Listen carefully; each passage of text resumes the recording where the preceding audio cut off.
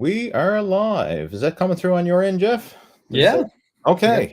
I think we are live. Hello, it is Lee Hayward. And today I'm trying something new. I'm testing out a new live video stream format for our Friday Q&A. And joining me today is Jeff Samataro. And you may have seen Jeff in some videos that we've done together. Jeff is one of my top coaching students who's gone through the Muscle After 40 Blueprint program and has achieved an amazing transformation. And now we are working together and he's helping out with these video chats. So he does a lot to help me out behind the scenes with running the whole Muscle After 40 Blueprint program. And he's really made this whole system his own, right? He has some unique strategies of his own on how he's implemented and made this process, this lifestyle approach to health and fitness, and how he's fitting it in with his own lifestyle, his own routine. And it's nice to have his feedback here. So today we're testing this out. So this is a bit earlier. It's actually about probably 2 hours earlier than I normally do these video chats, but we wanted to sync this up with Jeff's schedule and my own. So for those of you who are joining in right now, I'm glad to have you joining in, even though we're early. Much appreciated. So we got Neil joining in. We have Dan joining in, Prit, Jason. Jeff, can you see those comments on your end? I can't see the comments, no. You can't? Oh, okay. I don't know if I can share that or not. They're coming through on my end. All right. Maybe we'll change some settings here if needed. This is our first test run on doing this together. Wait, now let me just see. Can you see them? Oh, yeah. Oh, yeah. Okay. Now I manually have to show them. That's what I'm doing here. Okay. I manually have to show them. There we are. Yeah. All right. So we are testing this out. So again, okay. I see how this is going. So bear with us, guys. We're trying out something new here, but hopefully this is going to be something for the better, because it's nice to have both of us interacting and sharing comments and feedback and answering questions. So again, for those of you who are regulars to the chat, you know how these normally work. It's normally me as a single talking head answering questions. Now we have two heads are better than one. If joining hypothetically. We hope it is anyway. Yeah. So if you have any questions or topics of discussion that you would like to have covered, please feel free to post those into our chat window there. And we'll do the best that we can to help you out over the course of our chat. So anything related to fitness, nutrition, any specific challenges that you have with regards to your workouts, feel free to type those questions and topics of discussion into our chat window. And let's see, who do we have joining in? We've got Sean is joining us. We've got AJ joining in as well. So I recognize a lot of regulars. If you are brand new to the chat, let us know. Let us know if you're brand new. All right, let's see. Okay, so I'm just going to basically start jumping in here. So one thing that was coming up, Neil was saying, why so early? We're testing out a new format and we wanted to sync up our schedules. So this was only time that we could actually sync up here. So I do apologize for those of you who are expecting the live at 5. But the good thing is the replay will be still posted up at 5. So you're not necessarily missing anything. We're just getting it here done early. So that was from Neil. Why so early? Okay, what else we got there? This is a question. Which certification is best, ACE or reps? Jeff, I think I know the answer to this, but you've never done any personal training certifications. Is that correct? Correct. I've never done any, no. Okay. You're certified by Lee. There we go. The certification that matters, yeah. Right? You went through certification with Lee. There we go. I'm going to address this question the best that I can. And the truth of the matter is, when it comes to real world results, certifications, don't get me wrong, they certainly help, but the real world application and practice and everything else makes the biggest difference. And I think, Jeff, you'll probably be able to agree with this as well. Like, as a drum teacher, instructor, I mean, obviously the teacher does make a difference, but it's the commitment of the student that makes the biggest difference, more than school or the certification or whatever. I mean, like, you could have somebody attend the best certification program or attend the best school or have the best teacher, but if they're not putting in their share of the work, you're not going to maximize the results. Exactly. Yeah. You can only show the student the way. They are the ones who have to walk down the path. Yeah, for sure. And again, most of these certification programs are going to cover the basics of what you need as far as to become a certified trainer. But the way I look at a lot of certification programs, it's almost like when you get your license to drive a car. Like simply getting your license, that doesn't mean that you're a good driver. Like that's almost like the starting point. Now the real education begins when you're actually out on the road driving. Like that's when it starts.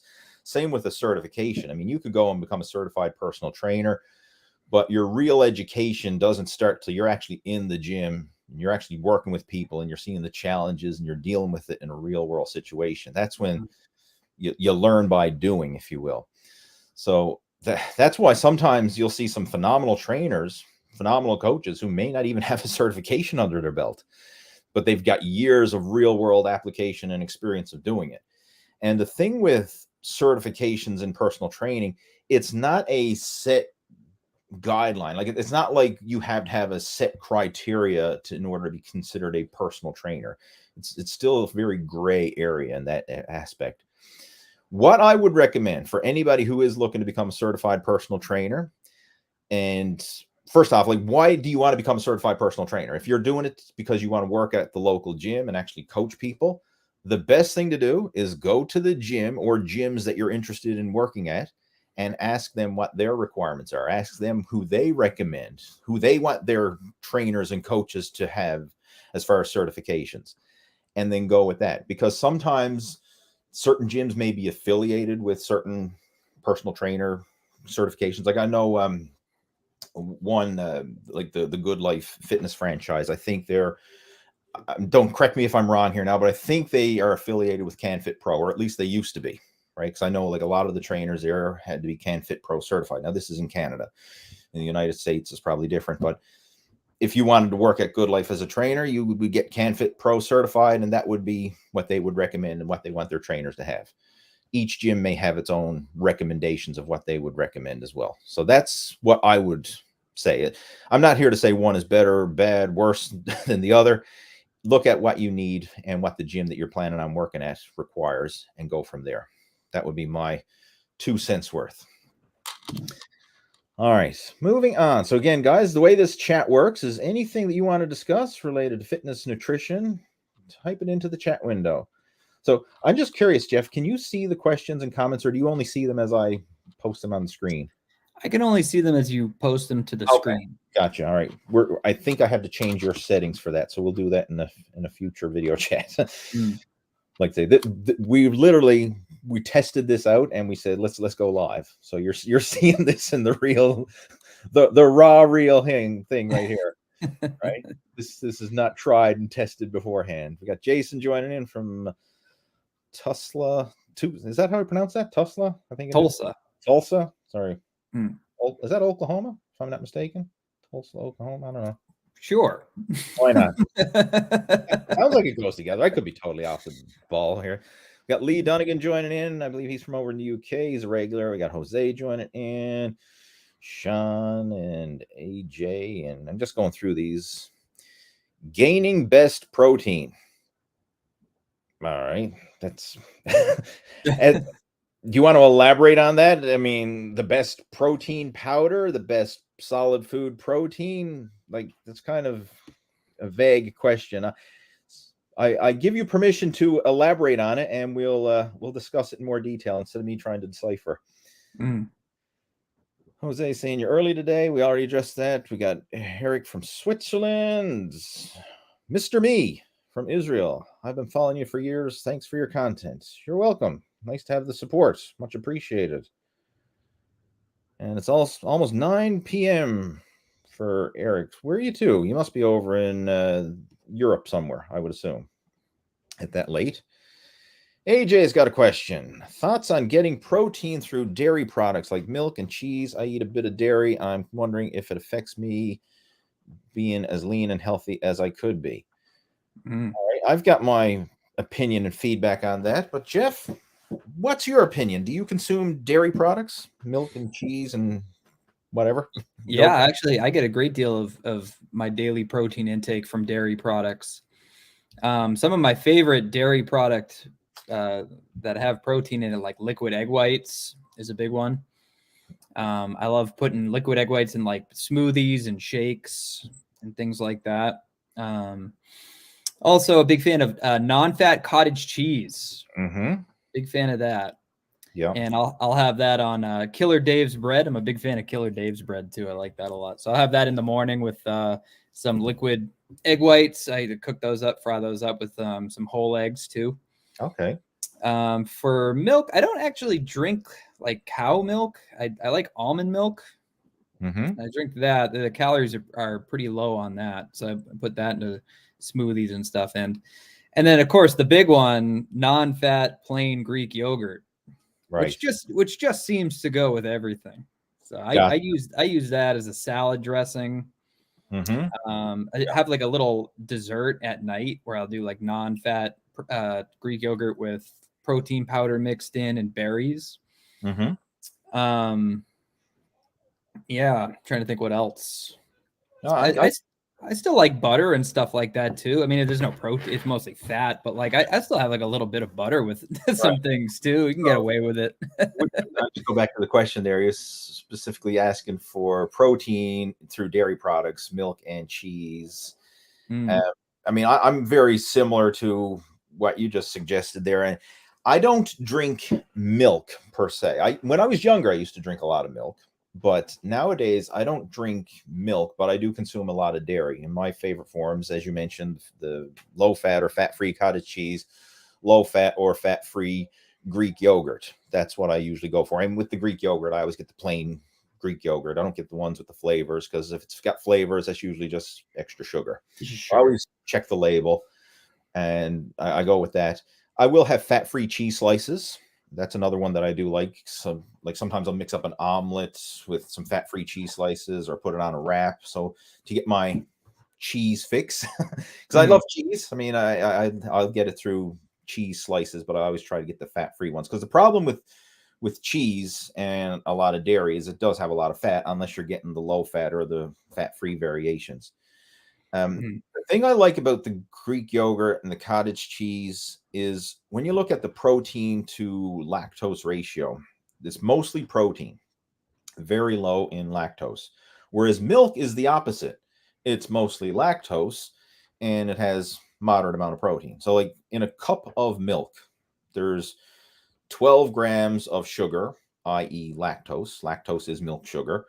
And there's about 8 grams of protein. So you're actually getting more sugar than you are protein from milk.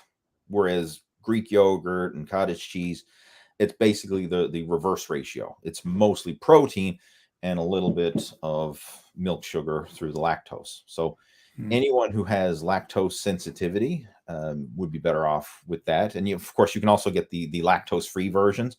And just to clarify, all the lactose-free version means is it has enzymes added in to break down the lactose into more easily digestible sugars.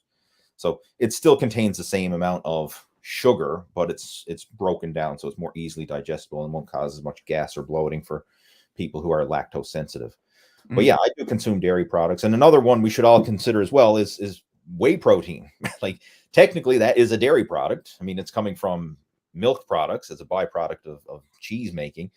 So I'll consume that as well. So I get a lot of my protein intake from dairy as well. And I did that even getting ready for my most recent bodybuilding competition.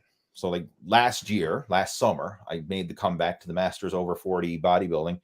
And even in my contest prep, I was consuming dairy products right up to the competition. Whereas in the past, I was brainwashed into thinking, oh, you can't consume dairy. Dairy is going to make you fat, make you bloated, and all this kind of stuff. And I used to purposely avoid it. And I found that that's not the case. Overeating, having too much body fat, that's what's going to make you fat or make you bloated. But as long as you keep it under control, keep your calories in check and everything else, you can still lose body fat and consume dairy products, assuming you don't have any digestive issues, right? Like obviously, anyone who's lactose intolerant or has any specific dairy digestion problems, I mean, that's going to be an issue. But if you don't have any issues digesting dairy products, I don't think that's an issue at all. I mean, we both, Jeff and myself, consume dairy on a regular basis. Yeah, absolutely. All right, so you got Jose joining in, deadlifting while listening to you. You're live on Facebook and YouTube. Excellent. That's part of this whole new software that we're using that allows us to stream both platforms simultaneously. So if you're watching this through Facebook, type into the video chat and let me know that you're watching this through Facebook, because normally we only do YouTube, but this software, and for those of you who are wondering, it's StreamYard is what I'm using, and so far so good. Yeah. Give you the full testimonial afterwards, right? After we've used it for a while, but so far so good. Yeah, it's coming in very clear. Yeah, Mr. Me, how to be consistent with workouts while pursuing other aspects of life, full-time job, etc. I think this is a great question, and we were actually, before we started the live stream, just kind of chatting about this. Jeff, why don't you kind of share some of this, because I know you just started a new career working at the, well, you share. I'm not going to share your story. You started a new job, right? You're kind of made a promotion in your career, and you're juggling a lot of things, right? You're juggling, working at the music school. You're juggling working as, part-time fitness coach, and you're juggling your own personal fitness, as well as, being a husband and all that kind of stuff. Like, how do you manage this? Yeah, no, that's a great question. Yeah, I just got a big promotion at work, so now I'm one of the directors at the music school where I've been teaching for the past 11 years. Right. And I also play on a band on the weekends too, which is a big part of my income, and I'm also doing fitness coaching too on the side as well. I think the thing that I focus on is just prioritizing. Right. It's such a big thing. Like I hear people all the time say that they don't have time to work out. But really it's not about having the time to work out, because everybody's busy. Everybody has a full-time job. Everybody has family obligations. It's about prioritizing. If you really want something, then you're going to go and you're going to do it. You're going to get it. So it's about planning out, like is seeing what your weekly schedule looks like and making a plan around what your schedule is. Yeah. If you know you have something coming up that's going to be an entire day event, plan around it, make it work. How can you make it work? How can you make it fit in? Do you have a busy day, 8-hour day ahead of you, and you know that you're going to get home from work late and you're not going to have time to meal prep or cook food or something like that? Then cook it during the day. Get up earlier, plan your meals out for the day, store them, and then that way when it's time to eat, you have a healthy option available, and you're not going to go out and get McDonald's or make some kind of poor choices. Sure. I'm on the road all weekend. I leave my house on Friday and I drive to my singer's house, and I'm playing Friday night, Saturday night, and I come home on Sunday in the afternoon. Okay. Friday, I wake up early and I plan out my entire weekend of meals. Gotcha. I'll cook. I mean, I've been doing it now for 5-6 years, so I have a good idea of what I can cook up real fast and that stores really well that I can take with me. That's really, really easy. Things like ground chicken, ground beef, ground game meat, things like that. They store really, really well. Rice, overnight oats are great. Yeah. So that, I mean, in terms of nutrition, in terms of workouts and getting your workouts in, I have no problem getting up and doing a short workout if I need to. So, because something is always better than nothing. Because I think this is one of the things that we could really, how do you be consistent is giving yourself permission to do short workouts when needed to kind of keep that habit alive. Because a big issue that a lot of people have is this mental block. And I'm speaking from experience, because I used to have this as well, thinking like, if I don't have 2 hours to go to the gym, I don't have time to work out. Or if I don't have at least an hour to do cardio, then I don't have time to do cardio. And that's not the case, because you can get a lot done in a shorter block of time, a much shorter block. Like, even if you've got 10 minutes, like, you can do something in 10 minutes. Yeah. And this was a game changer for me. But like, how do you go about it? Like, implementing the shorter workouts when needed? Well, when I started out, I used to try to do everything. So I go to the gym, or I work out from home. So I have all my equipment out at home, but I would try to bounce around and try to do like 5, 6, 7 different exercises all in one single workout, 4 sets each, and just thinking that I had to do everything. Right. Now I streamline it down. I'll go down to the basement. I'm doing 3, maybe 4 exercises, 3 to 4 sets each. And what I focus on is giving a lot of effort into those sets. I really feel it's more about quality than it is about quantity. So lowering the volume and trying to make strength gains on the big compound lifts, things like dips and overhead head pressing, squats, deadlifts, the big lifts, the ones that take a lot of energy, that require your entire body to do. And I'm doing 3 to 4 sets on each one of those 3 exercises, and I'm pushing hard. I'm going close to muscular failure on most of my sets, at least 2 to 3 reps close to muscular failure. But if I go down there with that, if I'm focused and I go down into the basement with knowing that I'm going to do those 2 to 3 exercises, and I time my rest periods and everything like that, I can be out of there in 30 to 45 minutes. I mean, I'll cut it down. If I need 20 to 30 minutes, I'll cut it down to 2 exercises. Right. And I'll do that. Okay.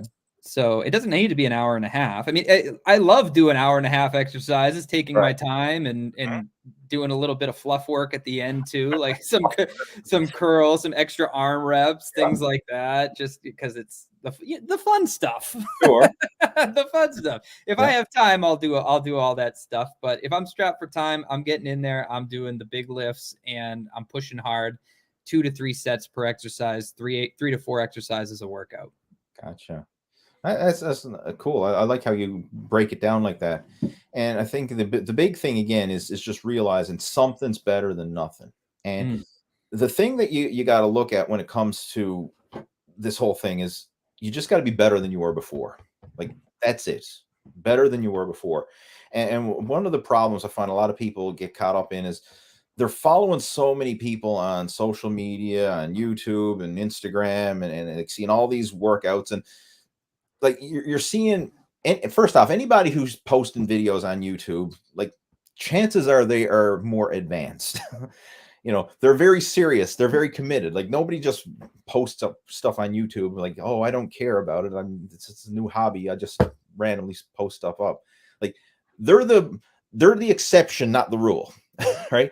Like a lot of times people think, well, everybody who works out must have 6-pack abs, and everybody who works out must be repping out with 315 on the bench, and like everybody who works out must be deadlifting 500 pounds and blah, blah, blah. No, like you go into the average gym, that's not the case. All right. So you don't need to try and match Joe Blow on YouTube or Instagram or, Joe Blow Pro Bodybuilder and what he's doing. You just got to be better than you were before. So like if your current baseline is nothing, then something's better than nothing. And give yourself permission to do that something and not get hung up on trying to beat what the other guys are doing, especially when you're looking at high level athletes and professional bodybuilders or whatever. So really breaking it down and just thinking like, what do you need to do to be better than you were before? And sometimes that's very small.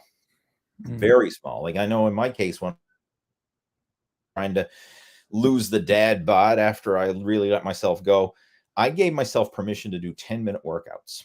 And I actually wrote a blog post about this, and it's up on my main blog, leehayward.com, if you want to go check it out. But it talks about, giving yourself permission to do these mini workouts. And what I found is throughout the day, you may not have 2 hours to spare, but there's probably lots of times where you've got 10 minutes, 20 minutes, maybe a half hour, like little blocks of time that you can spare. And taking advantage of those little blocks of time can be a game changer, especially if you're struggling with getting started. So one thing that I used to do is if I had 10 minutes, like I could go for a little 10-minute walk around the block, right? Just literally put on my sneakers, the loop around my block here, it literally takes me just over 10 minutes to complete. So I very often would do the whole loop, but sometimes it would be just put on the sneakers, walk up the road for 5 minutes, turn around and walk back. And that would be my 10-minute walk. Other times it might be you know what, I've got 10 minutes. I'm going to do a little circuit of push-ups and body weight squats and some ab work, you know, like push-ups, body weight squats, and crunches, and just alternate that in a circuit for 10 minutes. And I know it doesn't sound like much, like 10 minutes, but you'd be amazed at how challenging that is to do push-ups, squats, abs, you know, we rest 30 seconds and repeat, and do that for 10 minutes. Like that will whip anybody's ass because that's a very challenging workout, and no equipment, hardly any time, like 10 minutes, right? I mean, like it's, and you can do it pretty much anywhere. So like giving yourself permission to do little things like that can make a big difference. And it's especially helpful for people who are busy and you're finding it hard to fit in that time, you know, giving yourself that permission. Other things I find too is being flexible. And this is something that I've, like, ideally I want to have a structure where I work out early in the morning, because early in the morning, that's when your willpower and your motivation is at its highest. And then as the day progresses, willpower tends to dwindle as fatigue sets in and everything else. You're more likely to make poorer choices as you're getting tired and fatigued, but still being open to that flexibility. Whereas, like, you know, if I can't work out first thing in the morning, well, maybe I can do it on my lunch break. You know, maybe I can do it right after work, or sometimes I do have to work out in the evening, but being open to those different scenarios and willing to fit it in when needed. And I find that that's another thing that really helps.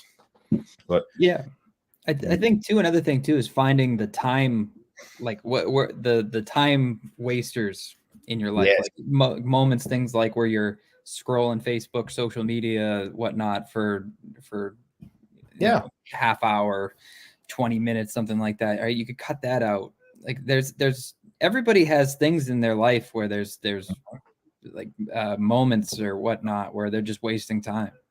yeah. Like find what those things are. What are the daily time wasters in your life, and how can you eliminate those to make more time for working out or for meal prepping? How can you prioritize your time better? Yeah. There's one we can even step that up kind of like another notch. And this was something that I was actually learning from the book Atomic Habits. I'm going through that book again for the umpteenth time. It's got a copy of it right here. For those of you who are regulars, you've heard me mention this before, but Atomic Habits by James Clear. If you're looking for a book recommendation, get that one. I don't recommend too many books, but like this is a game changer. I got the hard copy. I got it on Audible. Yep, I got it on the audio book too. Yeah, but I'm going through it again, and one thing that we can do there, like you're just to piggyback on what Jeff was saying, like the time wasters. Let's say you love social media, scrolling through Instagram, Facebook, or whatever, or you love watching shows on Netflix. How can we piggyback that and make it more productive?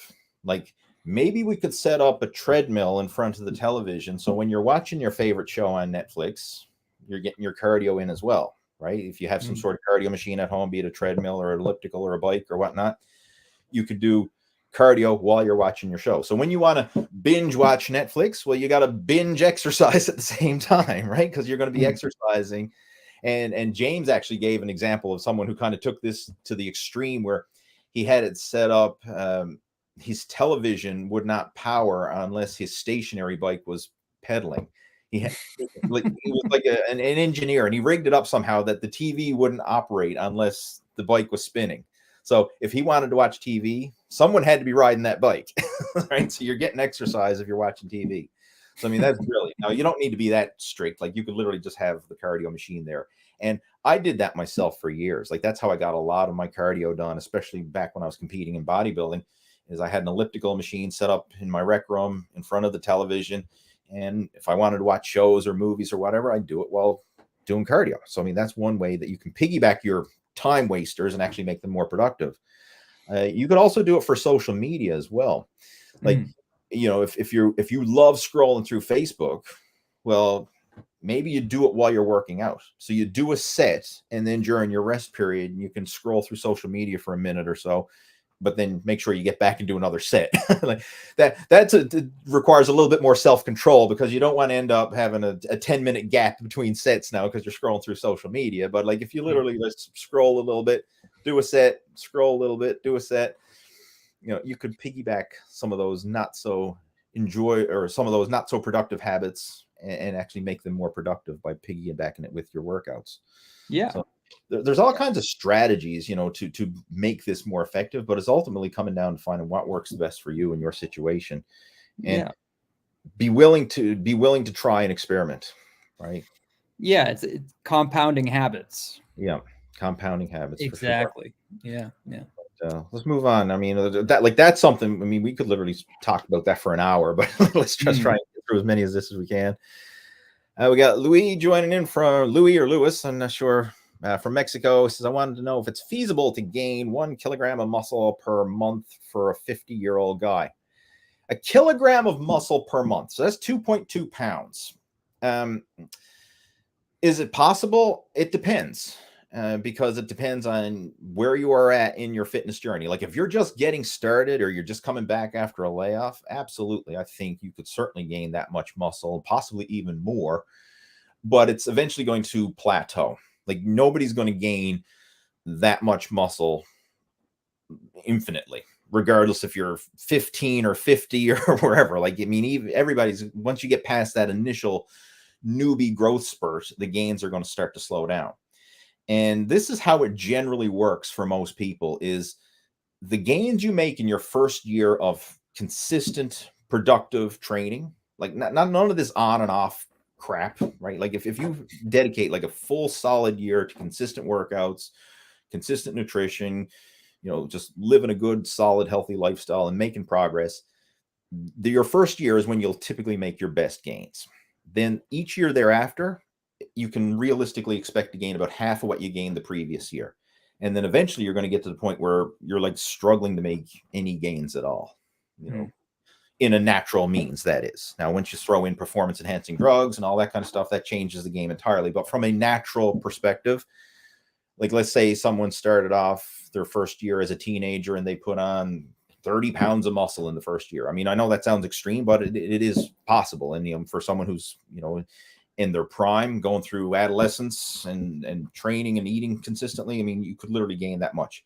The next year, you probably gain half that. The year after that, you'll gain half that. And then this keeps going down half and half each year thereafter. That's a realistic number and realistic progression for a lot of people.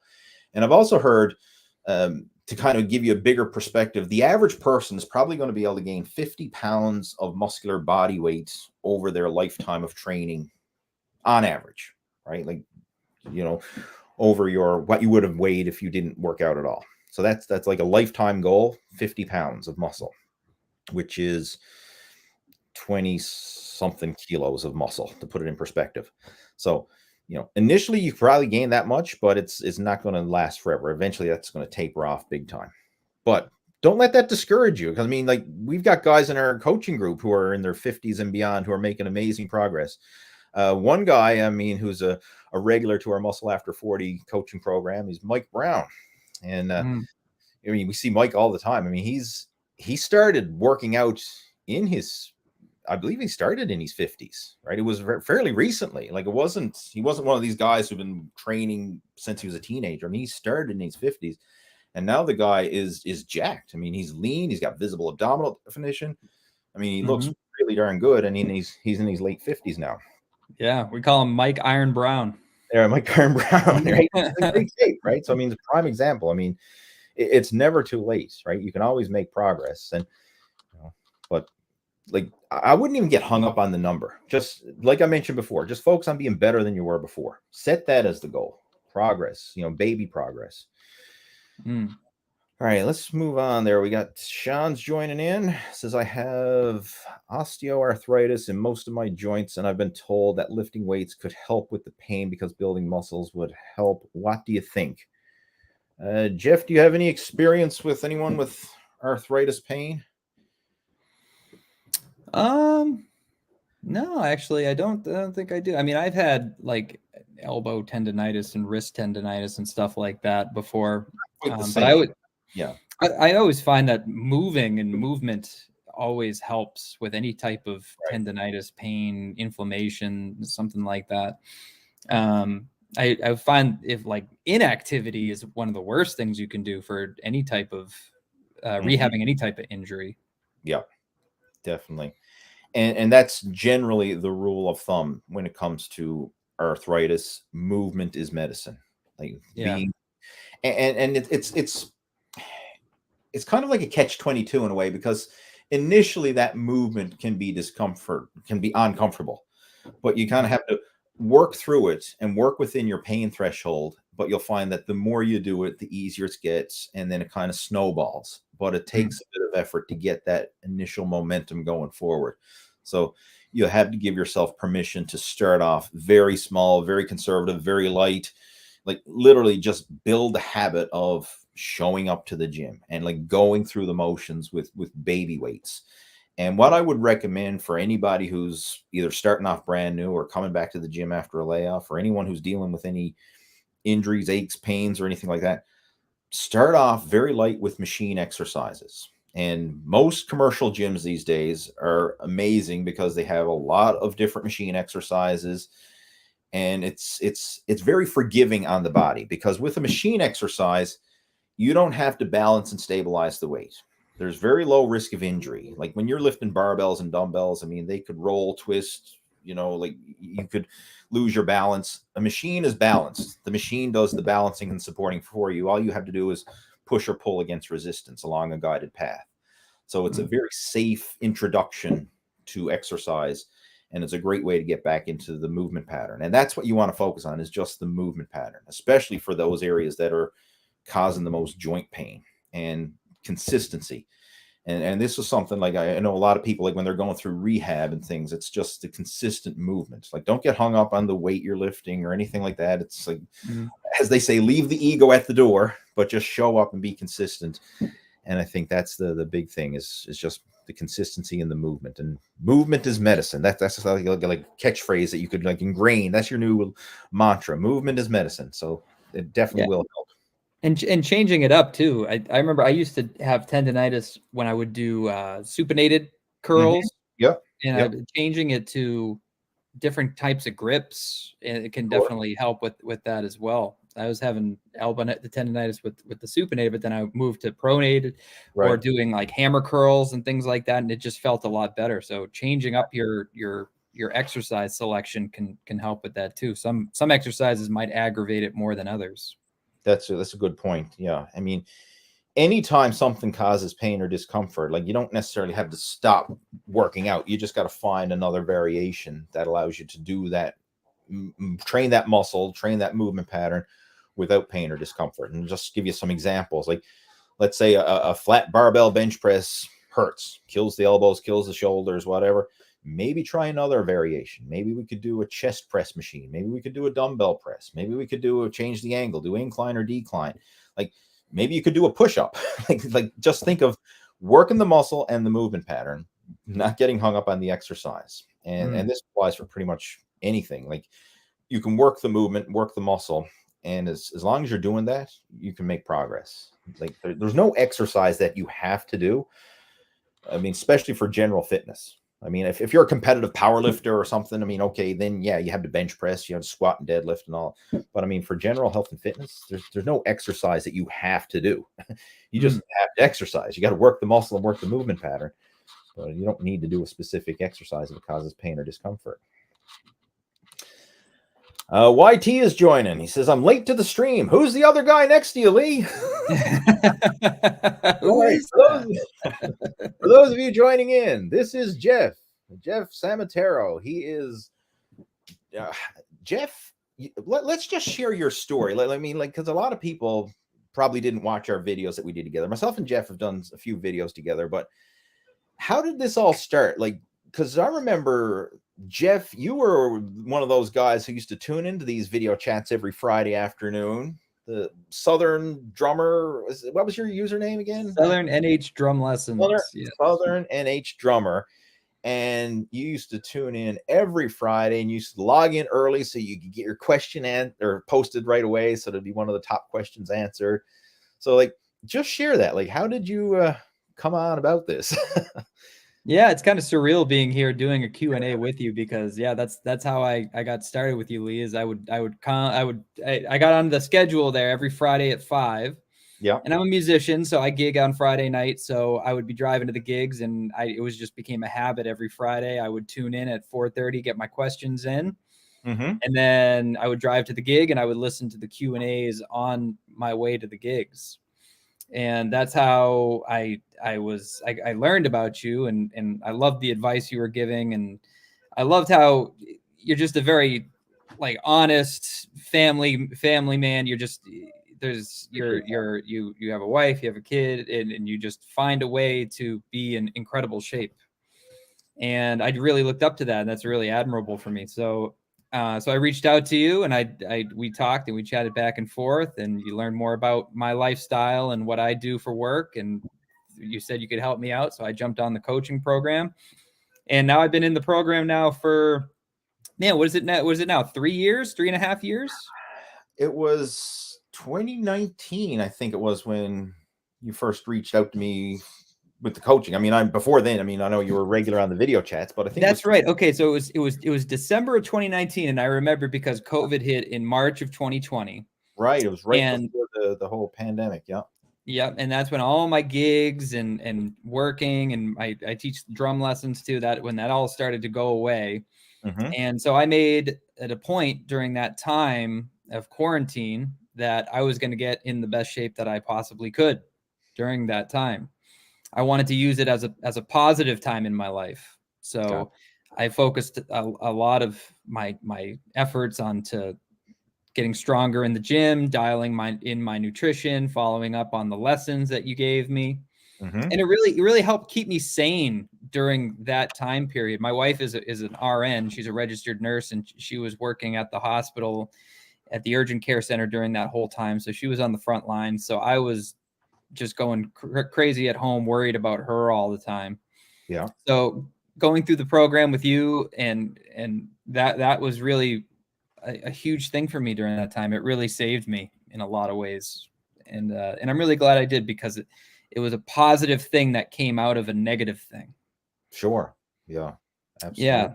And I fell in love with it, and now I love it. I love exercising and taking care of my body and eating right. It's just a huge part of who I am now. It's like I've taken a complete 180 from who I was before the program to who I am now. Right. It's a completely different lifestyle. Yeah.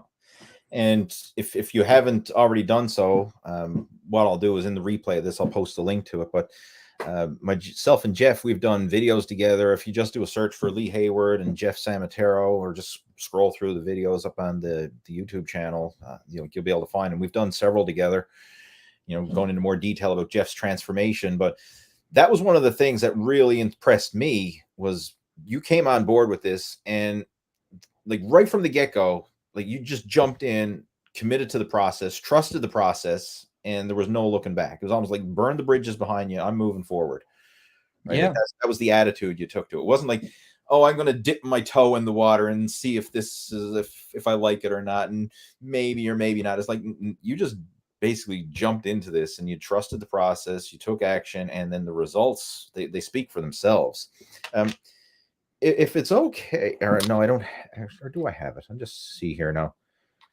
No, it's I have it. Never mind. I was going to share something, but it's on my other computer. So but check out the videos. That's what I'll say. Do a search for the videos that myself and Jeff did. That's one of the things I wanted to mention here, is I have the option on this new streaming platform we're using. I can actually do a shared screen, like share slides and pictures and stuff. But yeah, that was one of the things that really blew me away, was just the progress that you made from the get-go, and the communication. Like, because I remember as you were going through the coaching program, you're almost like asking, am I contacting you too much? Like, am I emailing you too much? And I I said, had no, you on speed dial. right? This was actually a good thing, because I always find like the squeaky wheel gets the grease, right? And it's you're keeping that open flow of communication. And I've always found when I'm working with people, those that keep that open flow of communication, like booking in for your regular coaching calls, keeping me updated with how things are going. And if you got any questions or concerns, or you're not sure of something, like let me know as soon as possible, so that we can course correct and keep you on track, versus having you stagnate and feel like you're suffering in silence. Like, you kept that open flow of communication, and there was just steady progress right from the get-go. And within the first year, there was an amazing transformation. And then now the way it was for you, initially you wanted to really focus on losing that excess body fat, which you did. I mean, you lost a ton of body fat and you really got yourself lean and defined, visible abdominal definition. And then once you got yourself to that point, then it was, okay, how do I maintain that level of leanness and start adding lean mass in the process, increasing your strength, increasing your athletic performance? And that's still where you're at now in this stage, still trying to keep that lean physique while building muscle and improving your athletic performance in the process. So you've been such an advocate, like a product of this whole system, that I said, you know what, hey, would you like to come on board and help me run this whole coaching program? So Jeff helps out a lot behind the scenes with the whole Muscle After 40 Blueprint coaching program. And he's actually producing a lot of content on his own right now. I mean, you can follow him over on Instagram. What's your Instagram handle? It's Jeff Samataro at Home Fitness. Okay. What we'll do is in the description and when this is all posted up, the replay of this, we'll post all these links and stuff, because I got my assistant who helps me with gathering up all the show notes afterwards. So we'll have all this stuff posted there where you can go check out Jeff and that. But he's helping me out, with the program. And the goal moving forward is hopefully he'll be a regular on these live video chats. Right, so helping to answer some of these questions. We may have to move the chat schedule around, because today actually works out good for Jeff, because he had a gig tonight, but it actually got canceled. That's what happened, right? Yeah, it's cold outside. It was supposed to be an outdoor gig, and it was canceled. Okay, so it got canceled. So luckily we were able to do this, but maybe we'll end up. I mean, if Fridays don't work, maybe we'll have to bump it to another day or something like that. But. We'll make it work, right? Like this is the dry test run of the whole, co-host show, if you will, right? So we'll make this work one way or another. But I'm glad to have you on board, because it's nice to actually have someone else joining in the video chat versus me just being the solo talking head. Yeah. Even though I've managed to pull that off for over a decade, and people are still tuning in watching, so I must be doing something right. That'd be great. I'm having a lot of fun. Yeah, for sure. So that's to answer YT's question of who's the other guy next to you. That's who he is. He's Jeff, right? One of my top coaching students, now one of the head coaches over in the Muscle After 40 Blueprint program. So we got another question here. This is from Jose. I got a question. When doing side lateral raises, does the thumb have to be higher or lower when raising the hands? Well, I have my opinion on this, but Jeff, do you have a preference? So for side lateral raises, what I do is I actually do them on a bench. So I'll have the bench and I'll have it on an incline, and I'll lean into it and then do the lateral raises as I'm leaning into the bench. So it's almost like a hybrid of a reverse lateral raise and a side lateral raise in a way. Like it's that angle you're targeting more of. So it's side rear delt. I've seen a lot of people when they do lateral raises, they almost kind of fling the weight behind them almost. Yes. And when you lean forward like that, the resistance is more in line with the lateral head of your delt. Yeah. So I can feel it a lot more on the incline bench. I used to just kind of hinge at the hips and do it, but I like the bench method. It's a little bit more comfortable for me. Okay. Another one that I like to do is I like to have a flat bench and then get cables or resistance bands. So I'm lying on my back on the flat bench and then have the bands, and I'll pull them to the side while I'm lying flat back on the bench. That's a reverse fly, more for the rear delts there. Well, it's still a lateral raise. So you're flat on your back, but you have the band. It's like you're doing a lateral raise, but flat on your back. So you have the resistance band or cables coming at you like this. Oh, okay. I see what you're saying. I see. Yeah. I actually have a couple of demonstration videos of me doing that on my Instagram page, Jeff Samataro at Home Fitness. Right. If you'd like to see more of it. Yeah. But where Jose is coming from this, or coming like this question is coming from, is a lot like back in the day, there was a big talk of when you're doing lateral raises, the thumb has to be pointed downwards. Like a lot of people said, hold the dumbbells, pretend you're pouring water out of a pitcher and pour it out at the top. So the thumb is down. Isn't that kind of internally rotate your shoulder though? And it can to a degree, but what I try and focus on when I'm doing lateral raises, like I don't really consciously think of like where the thumb is, but I think of getting the elbow high. So like instead of trying to get the hands high, which is like a lot of people just trying to focus on getting hands, get the elbow high, because as long as the elbow is high, you're activating the shoulder. If it's just a hand high, you can get the dumbbells up, but you're not getting full shoulder activation. So get the elbow up there, right? Yeah, That's what I focus on primarily. And I actually made a video tutorial on YouTube. If you do a search for like Lee Hayward side lateral raises, you should find it where I demonstrate it and go into more detail about it. That's the most important thing is getting that, the elbows high. Now, as far as the thumb position, that's going to depend on your own individual mobility, because in certain situations, like some people who may have shoulder impingements or stiffness in the shoulder joint and rotator cuff issues, sometimes you may have to have your thumbs higher, and that will actually allow you to, if the thumb is up, to raise the shoulder, versus if you have it pointed down, maybe it kind of like locks up a bit and you have some rotational issues.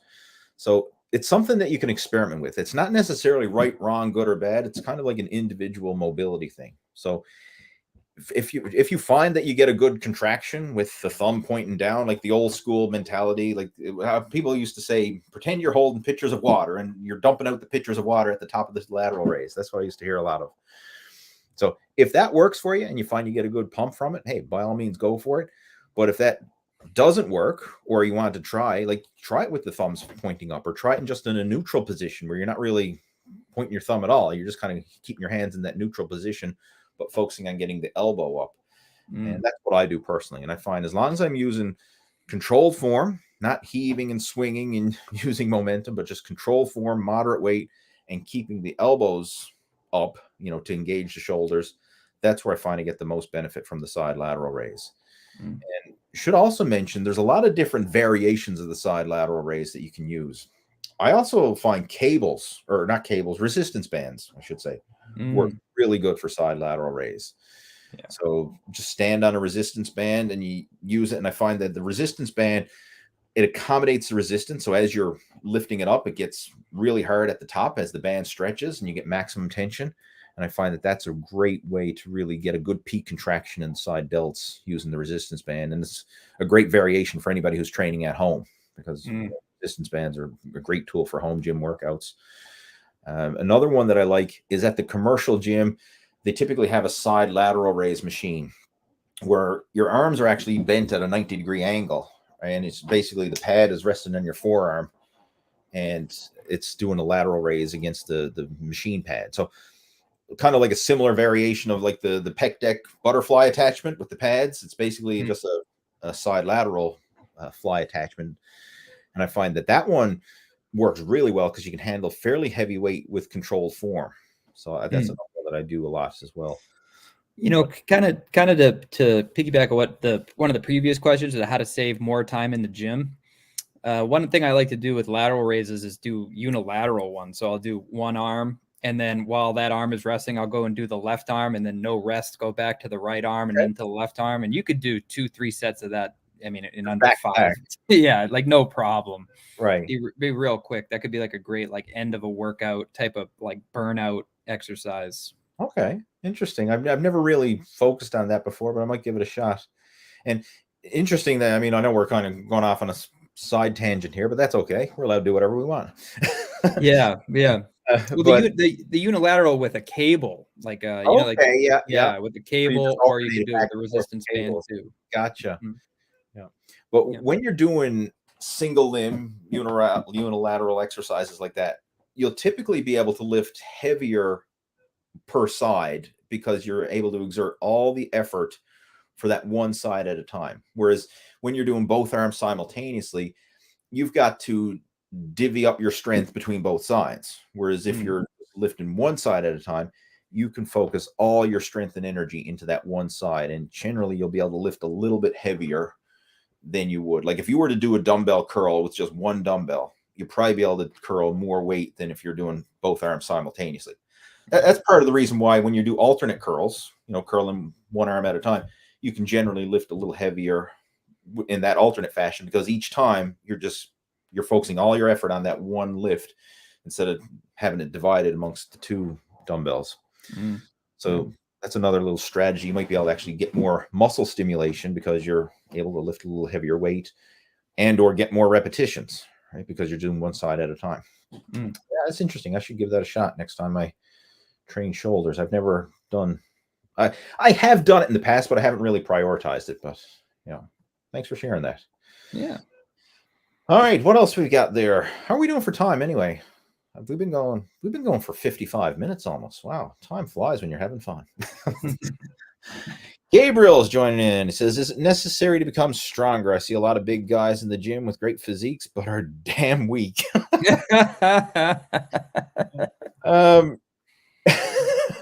That's great.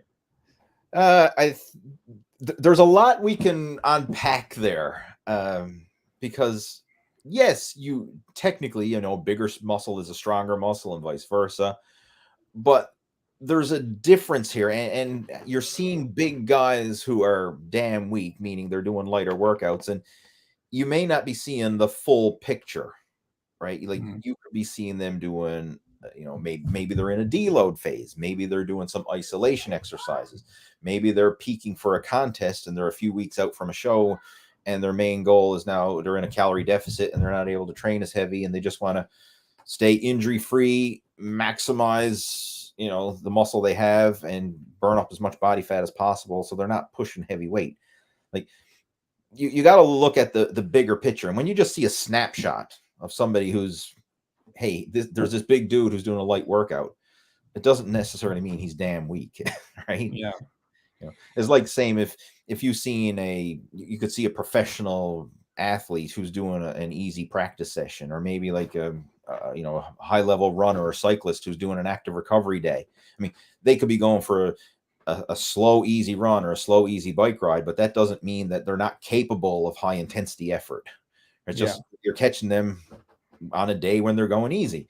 So that's my guess without knowing more. I mean, obviously, I'm not at the gym to see the big guys who are damn weak, so I don't know the specific situation. But just based on that, that's what I think is going on here, is you're just seeing a snapshot of maybe someone who's doing an easy workout. But in order to become big, you got to get strong, stronger. Now, again, that's all relative, because like you see a powerlifter, strongman competitor, like the level of strength that they have is a different level of strength than what a bodybuilder has. I mean, bodybuilders are way stronger than your average person, but they're training for hypertrophy, which is not the same as training for maximum strength, like a power lifter, Olympic lifter, or strongman competitor. It's a difference, right? And a lot of times people try and group everybody under this, paint everybody with the same brush, right? Group it all under the same category. And it's not the same. Like bodybuilders use weights as a tool to build their muscles and improve their physique. Powerlifters and strongman competitors, and that they're using their body as a tool to move the most weight. So yes, we're both lifting weights, but it's a different purpose behind it. It's almost like trying to compare a soccer player and a basketball player. Hey, there's two teams, they both have a ball, right? It's the same sport. Like, no, it's not. It's a different sport, right? There's a lot of difference there. Yeah. Just because strongman competitors and bodybuilders lift weights, it's a different goal and different mindset behind it. But I mean, do you have anything to add to that, Jeff? Based on there's different kinds of strength for sure. Yeah. Like you have the strength where you're moving really super heavy weight, but a large part of that is technique. Yeah. Of course, you got to be strong to move big weight, of course, but I mean, really dialing in the technique, and that the point is to get the weight from point A to point B. Bodybuilder strength is a different kind of strength, because it's, the way I see it, is it's more slower and controlled and more concentrated. Yeah. So I focus on really feeling the muscle working. And when you're moving really heavy weight, at least I find that when I try to lift really super heavy, I don't get the same kind of mind muscle connection that I do when I move more moderate weight. And you can get stronger in different rep ranges too. So you could, there's a 1 rep max kind of strength, and then there's also, you could get stronger in an 8 to 10, 8 to 12 rep range, or higher than that. So there's different kinds of strengths. So to say that somebody, because they're not moving a lot of weight, is weak. It's not necessarily true. You could do like for pull-ups, for instance, like if I'm doing pull-ups and I'm going fast and moving fast, I could probably rep out like 22 to 23 pull-ups. But if I'm going slow up, slow down, pause at the bottom, pause at the top, my numbers are going down by 50%, if not more than that.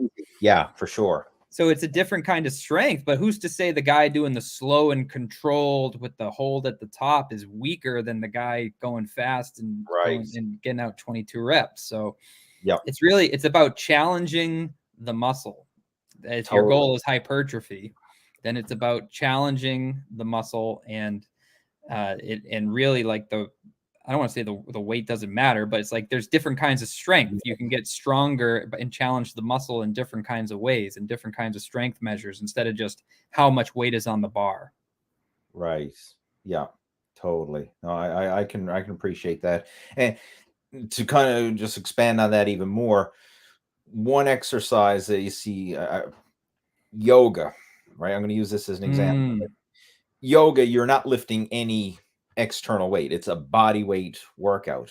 But I've seen it time and time again where like you could get a bodybuilder, maybe he can squat 500 pounds in the gym and then get him to do a yoga pose and he's shaking like a leaf and topples over, right? Because it's a different type of strength. Now, I mean, you could look at that like, oh, wow, he's so damn weak. And then you could have someone who's, you know,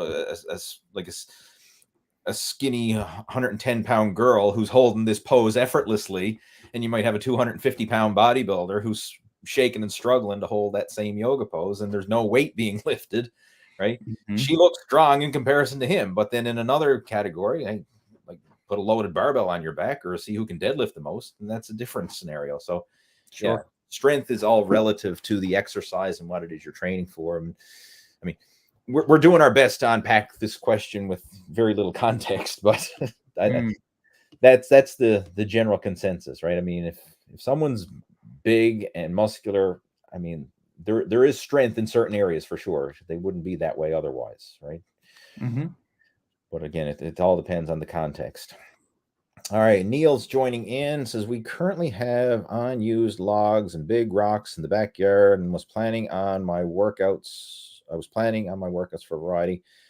It weighs less, but when lifting it, it feels doubled or even tripled. How is that possible? What? Let me. We have unused logs and rocks in the backyard. I was planning on, I'm assuming, using it for variety in these workouts. All right. I'm going to try and unpack this question the best I can. Lifting weight in the form of awkward objects, as in rocks and logs and any other type of thing, is not the same as lifting a barbell or a dumbbell or a machine. Like a 50-pound dumbbell is going to feel a lot lighter than a 50-pound rock or a 50-pound log or something like that, because those are big, they're awkward, they're hard to get a grip on, and it's just something like that feels so much more difficult to lift. Now, if you want to try and incorporate some of that stuff into your workouts, I mean, hey, by all means you can. Like you see it, like there's all kinds of old school workouts and functional strength type of training out there where people use awkward objects like that for workouts. But weight, like pound for pound, awkward objects are going to feel way heavier than barbells and dumbbells and machines in the gym. It's just because it's the machines in the gym and everything else and the weights in the gym, it's perfectly balanced. I mean, it's got a knurled grip, and the grip is small enough that you can wrap your fingers around it and get a good secure grip. I mean, whereas a rock, like there's nothing to wrap your fingers around. I mean, you're wrapping your arms around it. So it's not a fair comparison. That's an apple and orange comparison entirely. Have you ever done any of that kind of training before, Jeff? Like weird stuff? That's funny because when you were saying all that, all I could think about was carrying heavy drums through a nightclub at 1 a.m. There you go. Like, yeah, I mean, you think of like stuff, like even just real world stuff, right? Like it feels so much harder than like weights in the gym, right? Because it's totally different. It's a different context, and it's not balanced. It's not, you know, it's just a totally different situation. Yeah. But I mean, you still, like, when you're looking at it from a workout point of view, it's not so much the weight, it's the effort that you're exerting to complete that workout. And it kind of goes back to what we were saying before. Like, you know, you could do a fast and explosive lift, or you can do a slow and controlled lift. The slow and control may feel harder, even though you're lifting less or doing less repetitions. But from a production point of view or a productivity point of view, it could actually be more productive, more stress on the muscle.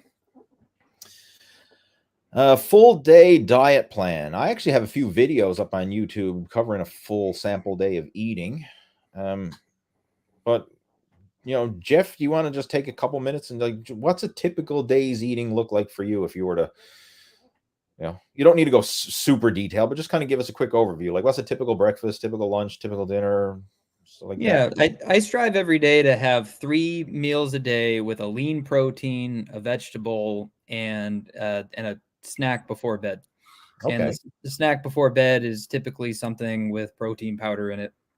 But for breakfast, I like to have a smoothie. So I'll have like a strawberry banana smoothie, and I'll put rolled oats in it, liquid egg whites, protein powder, and a little bit of almond milk. For lunch, it could be like a sweet potato, chicken breast, some kind of vegetable, or salmon. I love salmon. That's one of my favorite meals. Okay. And then typically what I'll do, because I work typically like from 2 to like 9 p.m. That's a typical day of work for me. For lunch, I'll make something and I'll make 2 of it. So that way, when I get home at 9 p.m., I can just take it out of the fridge and just warm it up in the microwave and have it without having to cook or do anything like that. And then at night, I'll have I like having like protein powder, non-fat Greek yogurt with sugar-free maple syrup. Or I have a lot of dessert recipes too. Actually, Lee, I made a cookbook for Lee's program there with a ton of dessert recipes, like strawberry shortcake, like high protein strawberry shortcake, all kinds of stuff. And I like making those in bulk, and then I'll store those in the fridge or in the freezer. Have some of those before bed too. Yeah. And for anybody who would like to have a copy of Jeff's recipe guide, I mean, it's just basically like his favorite go-to recipes. We kind of put it together in a PDF. If anybody would like to have a copy of that, just drop me an email. leeh@leehayward.com. I got my email address down in the description of this video, or it should be. I mean, we're using a new platform here now. I'm not 100% sure if everything's coming through all right, but when the replay is posted, I'll make sure that it's there. And if you're interested in that, just send me an email and say that you'd like a copy of Jeff's recipe guide, and I'll send it to you. Yeah. I will say that one of the most important things I ever bought was a high-powered Ninja blender.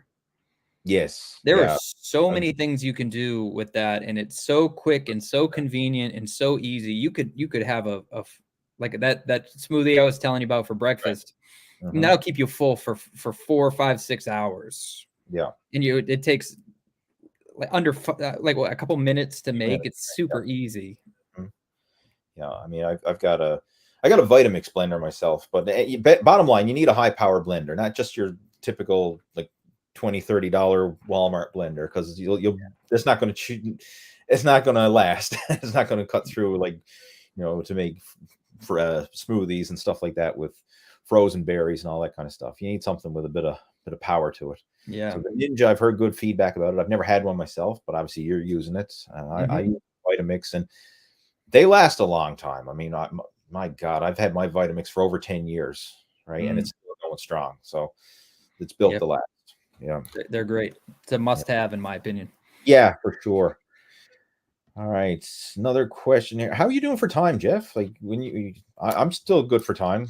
I'm good. Yeah, no, I'm enjoying myself. I'm having fun. Let's keep going. Keep rolling. If you guys are enjoying it, give the video a thumbs up. Let us know, and keep asking questions. And share any feedback, right? If you got any, you know, it doesn't always have to be a question. If you got a feedback, positive, negative, right? Constructive criticism. All right, let's see. We got another one. This one's from Ange saying, I have a weird question here. I get embarrassed asking it, but every time I eat, it gushes out of me. Ouch. Ooh. All right.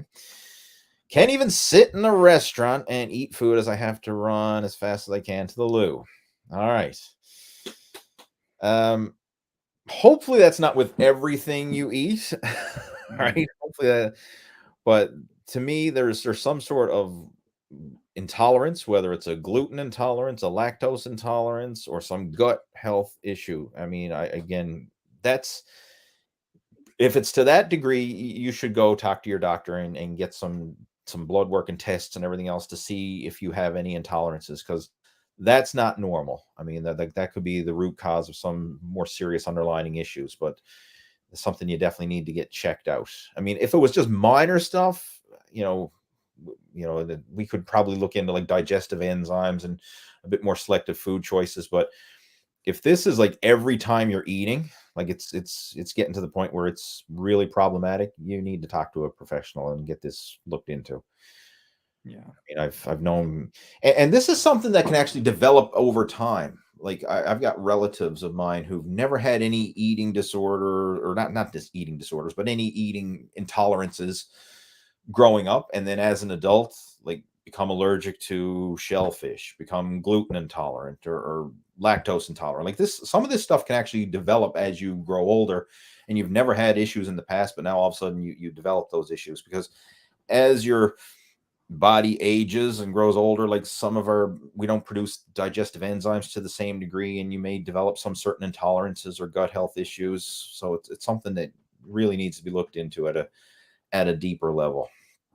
Right. I mean, I don't know. Do you have anything to add to that, Jeff? Or I would go see your doctor, and I would get that's the simple answer right there. I mean, and that's the best thing to do. I mean, there are other things you can do, like try do an elimination diet, like eat a very sparse, basic, bland diet of stuff that you can eat, and then gradually start adding food in and see, kind of like a trial and error experiment, see what you can and can't tolerate.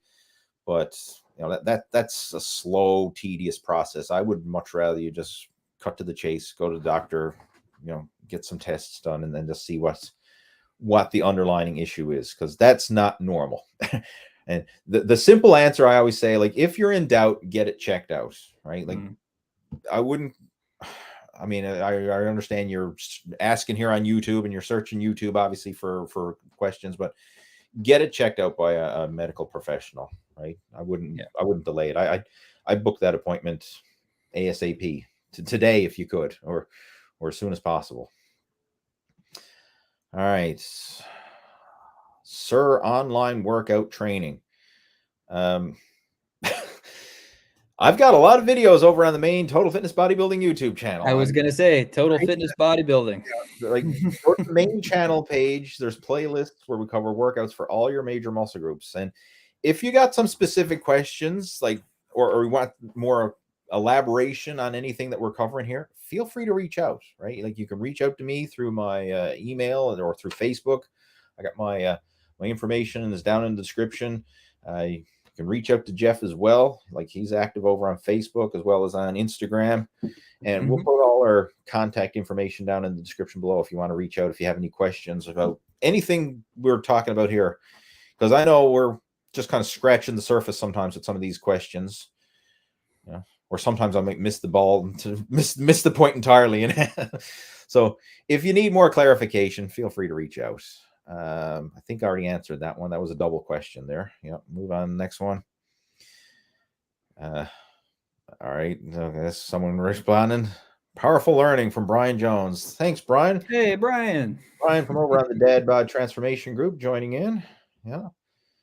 And Brian's he's an inspiration, because I mean, he's made an amazing transformation, and he's always sharing his progress over on the Dad Bod Transformation Group, which both Jeff and I participate on over there. You joining in here. We got Mike joining in. Mike's a regular over on the part of our Muscle After 40 Blueprint program. So nice to have Mike joining in. And Brian, who else is there? AJ. Do you think that all you need for legs are squats and deadlifts? I find that as long as you hit the glutes and quads and hamstrings with squats and deadlifts, that's all you need, plus calf work. Yes and no.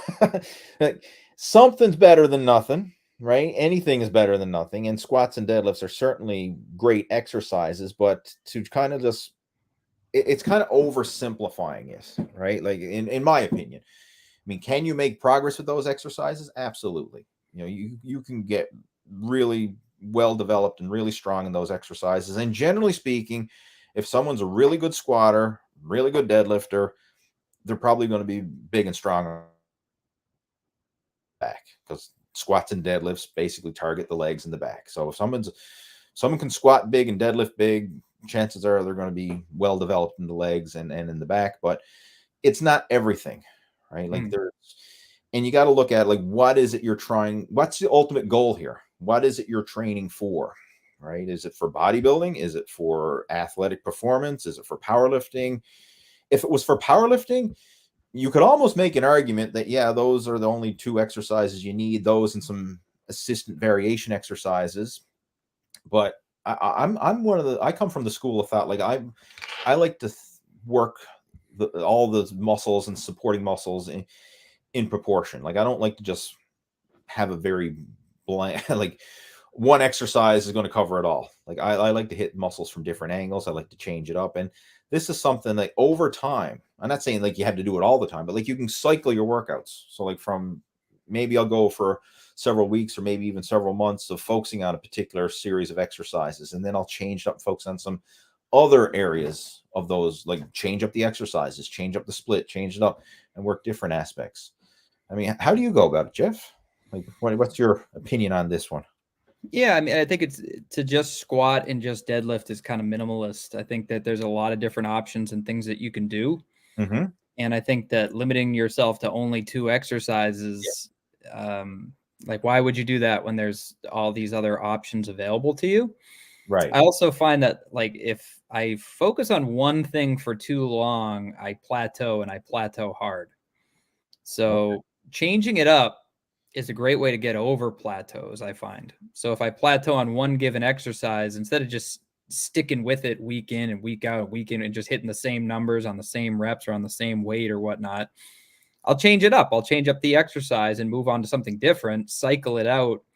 And then if I go back to that exercise later, I find that I get past that plateau just by taking a little bit of a break and trying something else out. I mean, I'm assuming she's saying squats like just like a regular barbell back squat, but there's other squats you can do as well. Like, there's like sissy squats and unilateral squats, lunges, belt squats are great. I'm a huge fan of belt squats lately. That's been a great addition to my workouts. Yeah, love them. And the recovery for belt squats is great. Like, you do 4 sets of those, like, it's hard work, but then when you're done, like, it's not like a barbell back squat where like your whole nervous system is destroyed afterwards and you're exhausted. The recovery on it is great.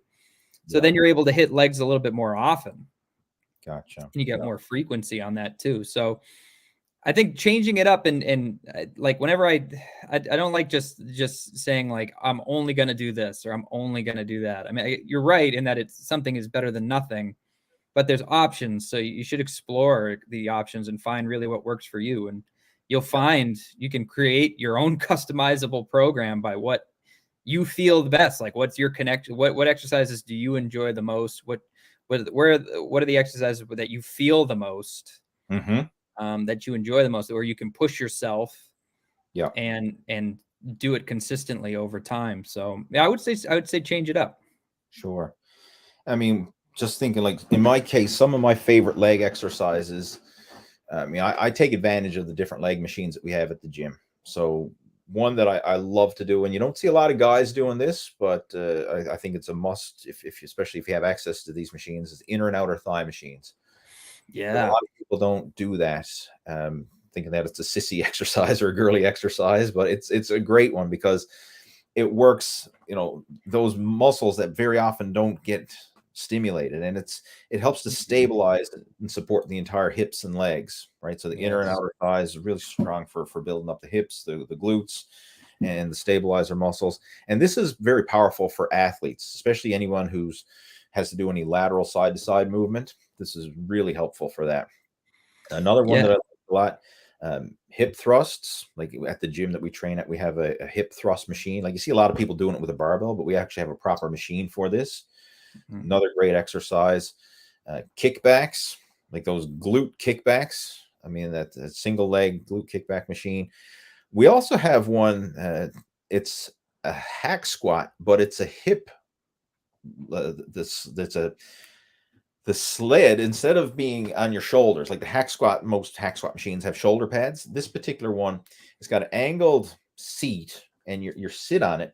So you're squatting, but the weight is loaded on your hips. So it's kind of similar in that sense to the belt squat, where the weight is loaded on your hips, but it's a machine exercise, and it's like a 45-degree angle hack squat that slides, but the weight is supported on your hips. And it's nice to have these options available, because one thing you'll find, if you do a lot of barbell squats, it's going to place a lot of stress on the back. And sometimes you want to train your legs without loading up your spine.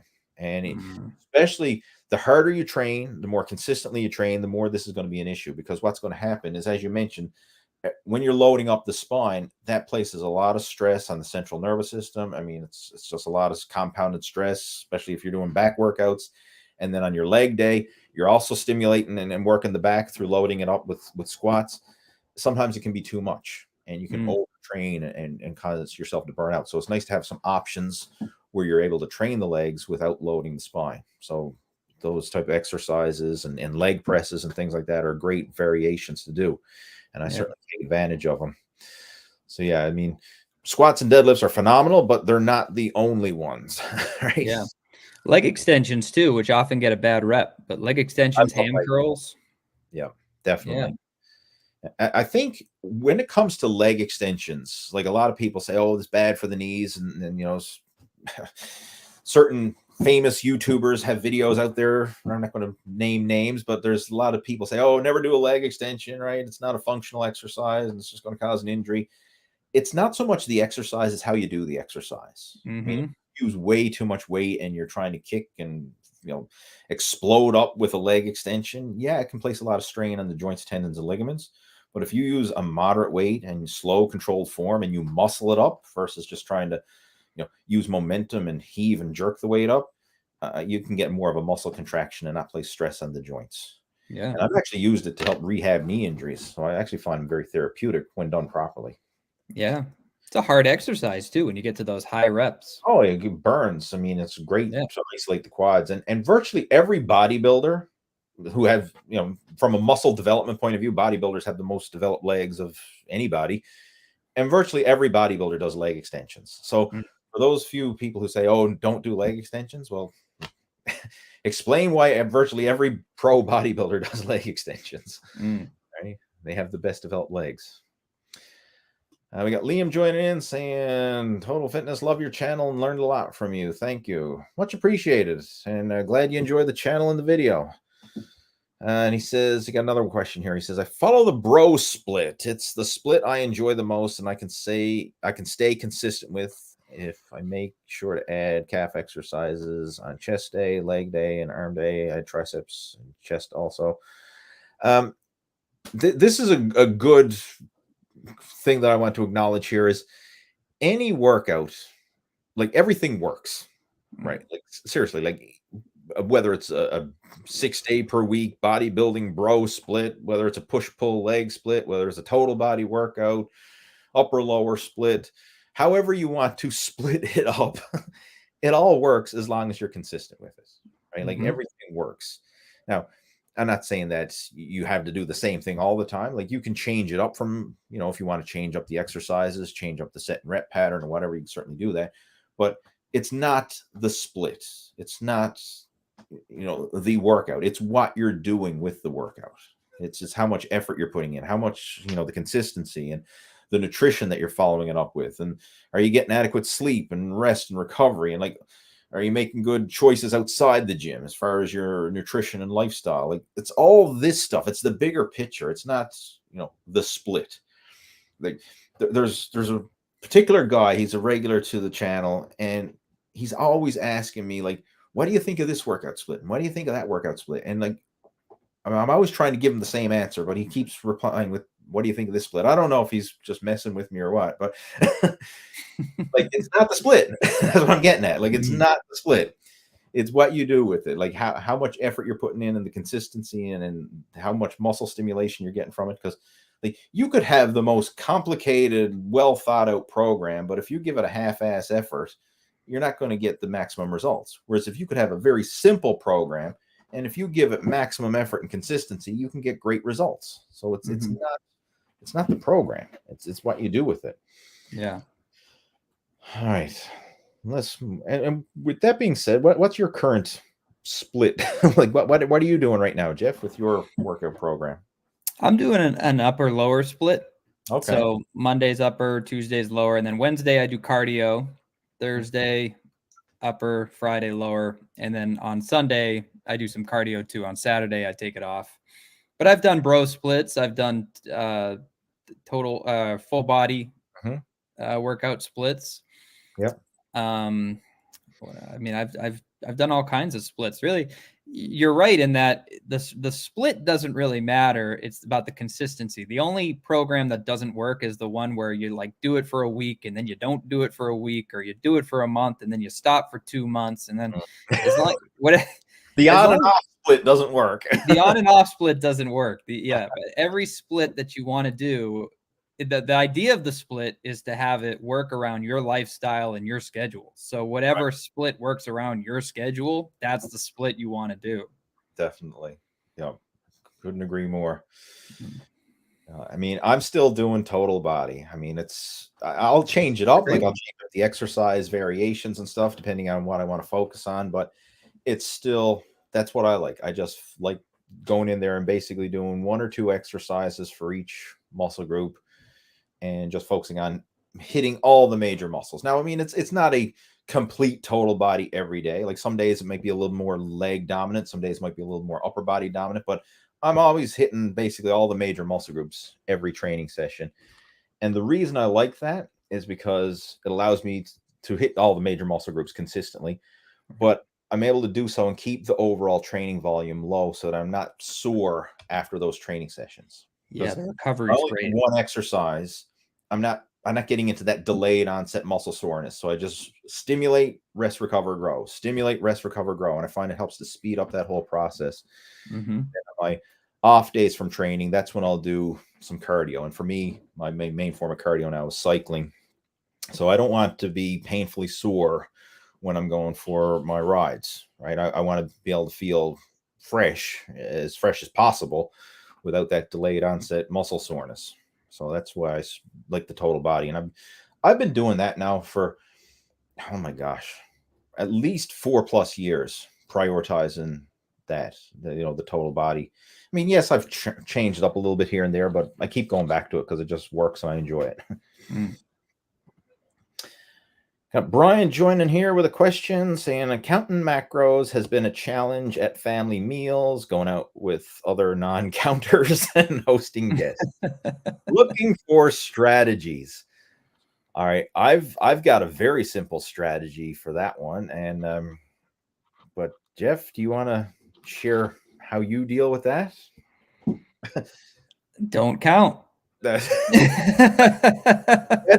pretty much my strategy here. Now let's elaborate on that, because I mean, it's fun to just throw out a quick, quick snappy one-liner like that. But let's unpack that so you can make use of that. Yeah. Okay. Well, I'll share what I do. I mean, I used to count calories. I've been through phases where I've literally weighed, tracked, counted, measured every morsel of food that went in my mouth and wrote it down in notebooks and stuff like that. This was before the days of MyFitnessPal and all this. I used to have literally notebooks and calorie counter books and all that. And I mean, yes, it works and there's nothing wrong with that if you enjoy it. But the problem with it is it's a pain in the ass. And I just found that when you get into real world situations like this, it's so hard.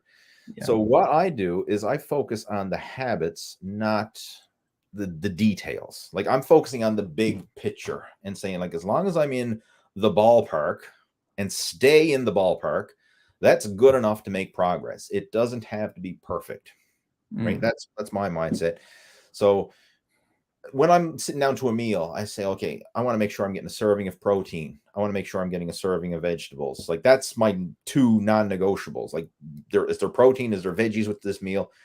if there is, like, I'm covering my nutritional basis, because that's the high nutrient dense food that's going to fuel and like, provide the raw materials for muscle growth, is going to provide the nutrients and the fiber and the antioxidants and the vitamins and the minerals that I need for overall health. Like, those are the two ones right there, protein and veggies with each meal, and then fill up on carbohydrates and whatever else afterwards, even if it's some not so good food that goes in there afterwards as well. But I want to lay the foundation with the protein and veggies.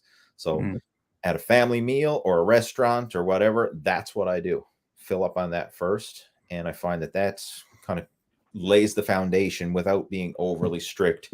And another big one, portion control, like eating slowly and just enjoying your food. Put the fork down in between bites, you know, savor that meal, and try not to be the conveyor belt of the fork to the plate to the mouth and this nonsense. Vacuum cleaner. Just shoveling it in, right? And I've been guilty of that too. And a lot of people are guilty of that because we live in a fast food society. And I don't mean fast food just as in fast food restaurants. It's like, hey, I got to get my breakfast in me as fast as possible because I'm rushing out the door to go to work, right? Lunch break, I only got a limited time for lunch. I better wolf this down as fast as possible. And we've developed the habit of just shoveling food in without really savoring and enjoying the food. So if you can train yourself to enjoy that food. And another one, it's a big one, like when you're eating your food, sit down to the table and eat it without distractions. Like, don't be sitting on the couch watching television and multitasking while you're also shoveling in food, because you can mindlessly overeat and not get the maximum eating satiation. So like, this is a simple strategy that anybody can apply right now. If you just mindfully eat, like sit down to the table and mindfully eat, and slow down the pace that you eat, like chew the food more often and slow down, you can get just as much time under taste for less calories. Like, so it's just as much eating satiation. Like, if you take a small slice of cake versus a big giant slice of cake, but you slow down and you savor and enjoy that small slice of cake, you can get just as much time under taste, like time under tension, time under taste. I use it, where you're actually enjoying that food, but for half the calories as if you just wolf down a great big slice. Yeah. Right? That's one of my strategies, is just, I don't count calories or macros or anything else. I have not counted a calorie or a macro in literally over a decade. The only, I'll be totally transparent, the only time I tracked calories and macros was a couple times I made full day of eating videos for YouTube. And I said, I'm going to have to track the calories and macros for this because people are going to ask me what the freaking calories and macros are. So I actually calculated it out and wrote it down and put it in the description of the video, because I said, I know I'm going to get a gazillion comments. If I don't post it, people are going to ask, well, hey, bro, what's your macros, right? What's your calories and all this? So I said, I'll put it there for the sake of the video. But in real life, I don't count anything. I don't have a MyFitnessPal. I don't count. I don't track. I just focus on the habits. And that is sustainable, and it works for me, and it's more enjoyable. And that's key. You got to make this something that you actually enjoy and can stick with long term. I know you're probably very close to that because that's what I've taught you, but like, how do you make this your own?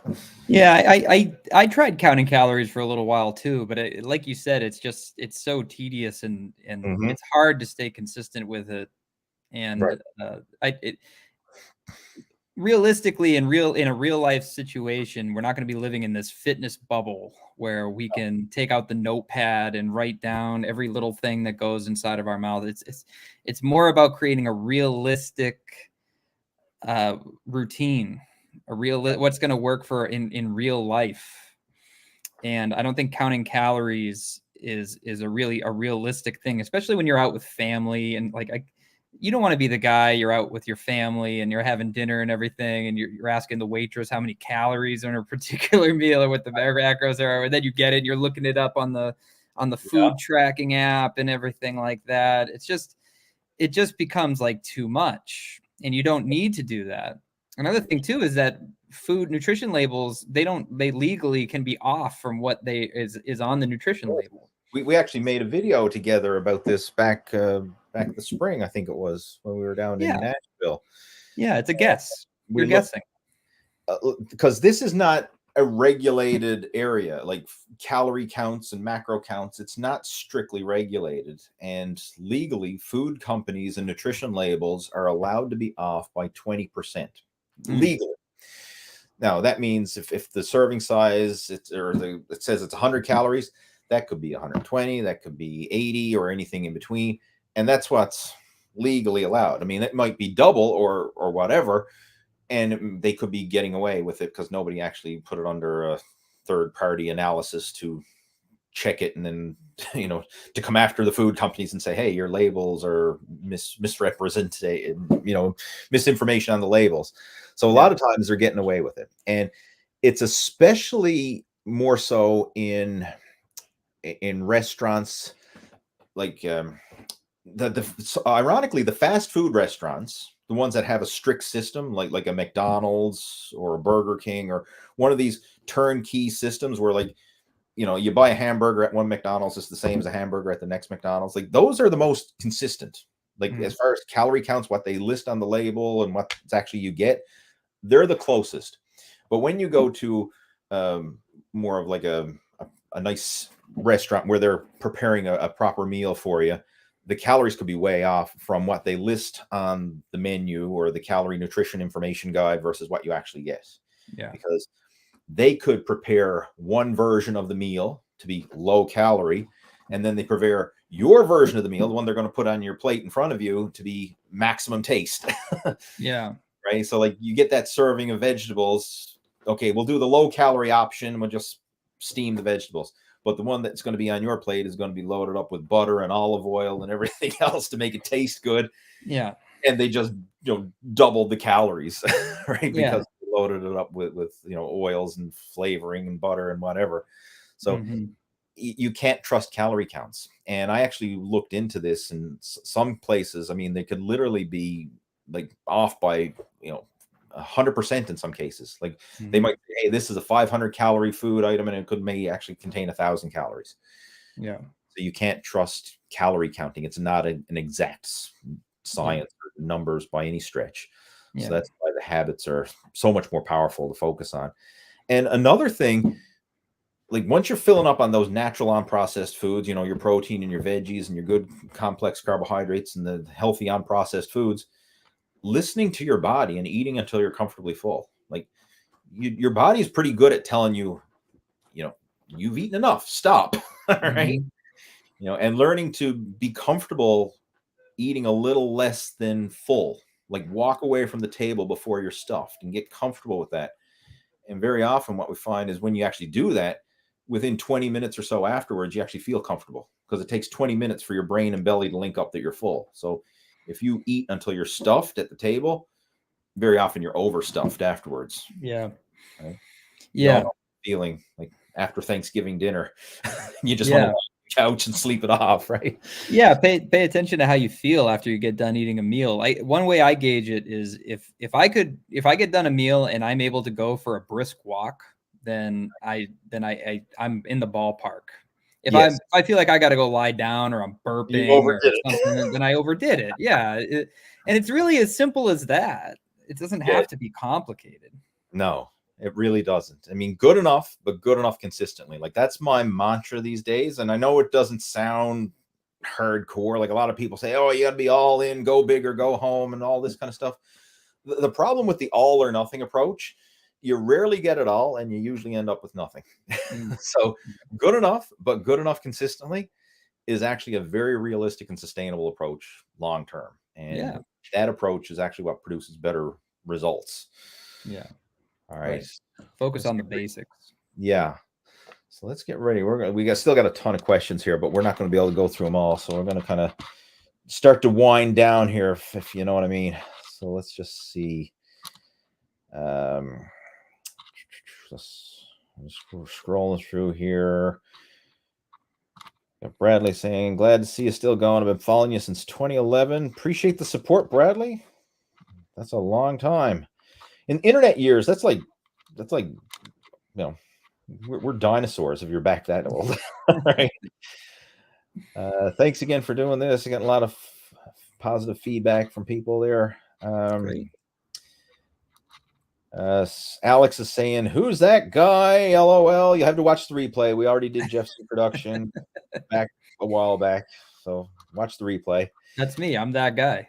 Yeah, he's that guy. He's that All right. Great session. Great session.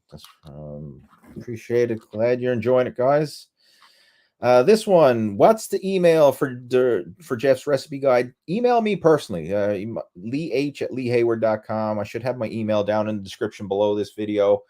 If it's not there for some reason, it will be when the replay is posted up. Where if we're friends over on Facebook, just message me through there. You can friend myself and friend Jeff up on Facebook as well. Just my profile is just facebook.com lee.hayward/lee.hayward. That's Mike. What's yours, Jeff? Do you have your own?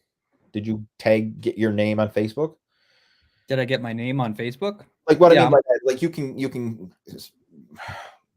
customize your Facebook account name, so it's not like facebook.com 3789110 blah blah blah. It's just not a number. You can actually put. No, I haven't done that yet. No, but if you just look Jeff Samataro, Samataro on Facebook, you'll find it. Somewhere in the settings. I've been so long now, I haven't done it, but there's a way you can actually link up, like get your actual name there or something else.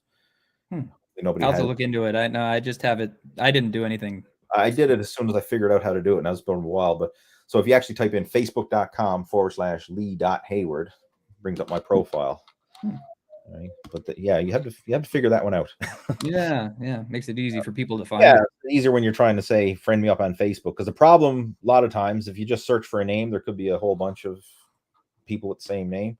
Like there's a lot of Lee Haywards out there. If you do a search, I've done it. Like it's a common name, especially over in Europe and England, because that's where Hayward comes from. So there's a lot of Lee Haywards over there.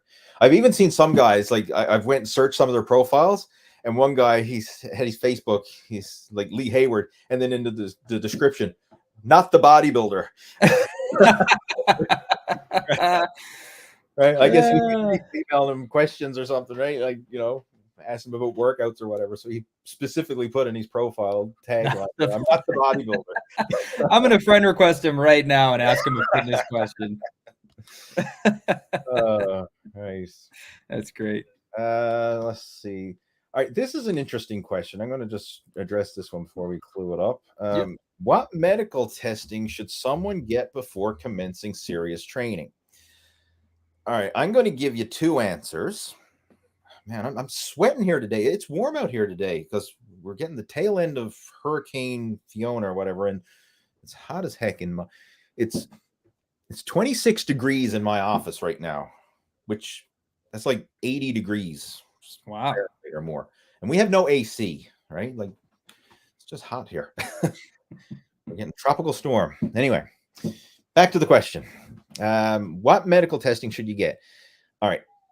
If you're in good health, I'm just going to share what a lot of people do, what I've done. Chances are what Jeff's probably done. We didn't do any medical testing. We just started working out. Is that fair assessment, Jeff?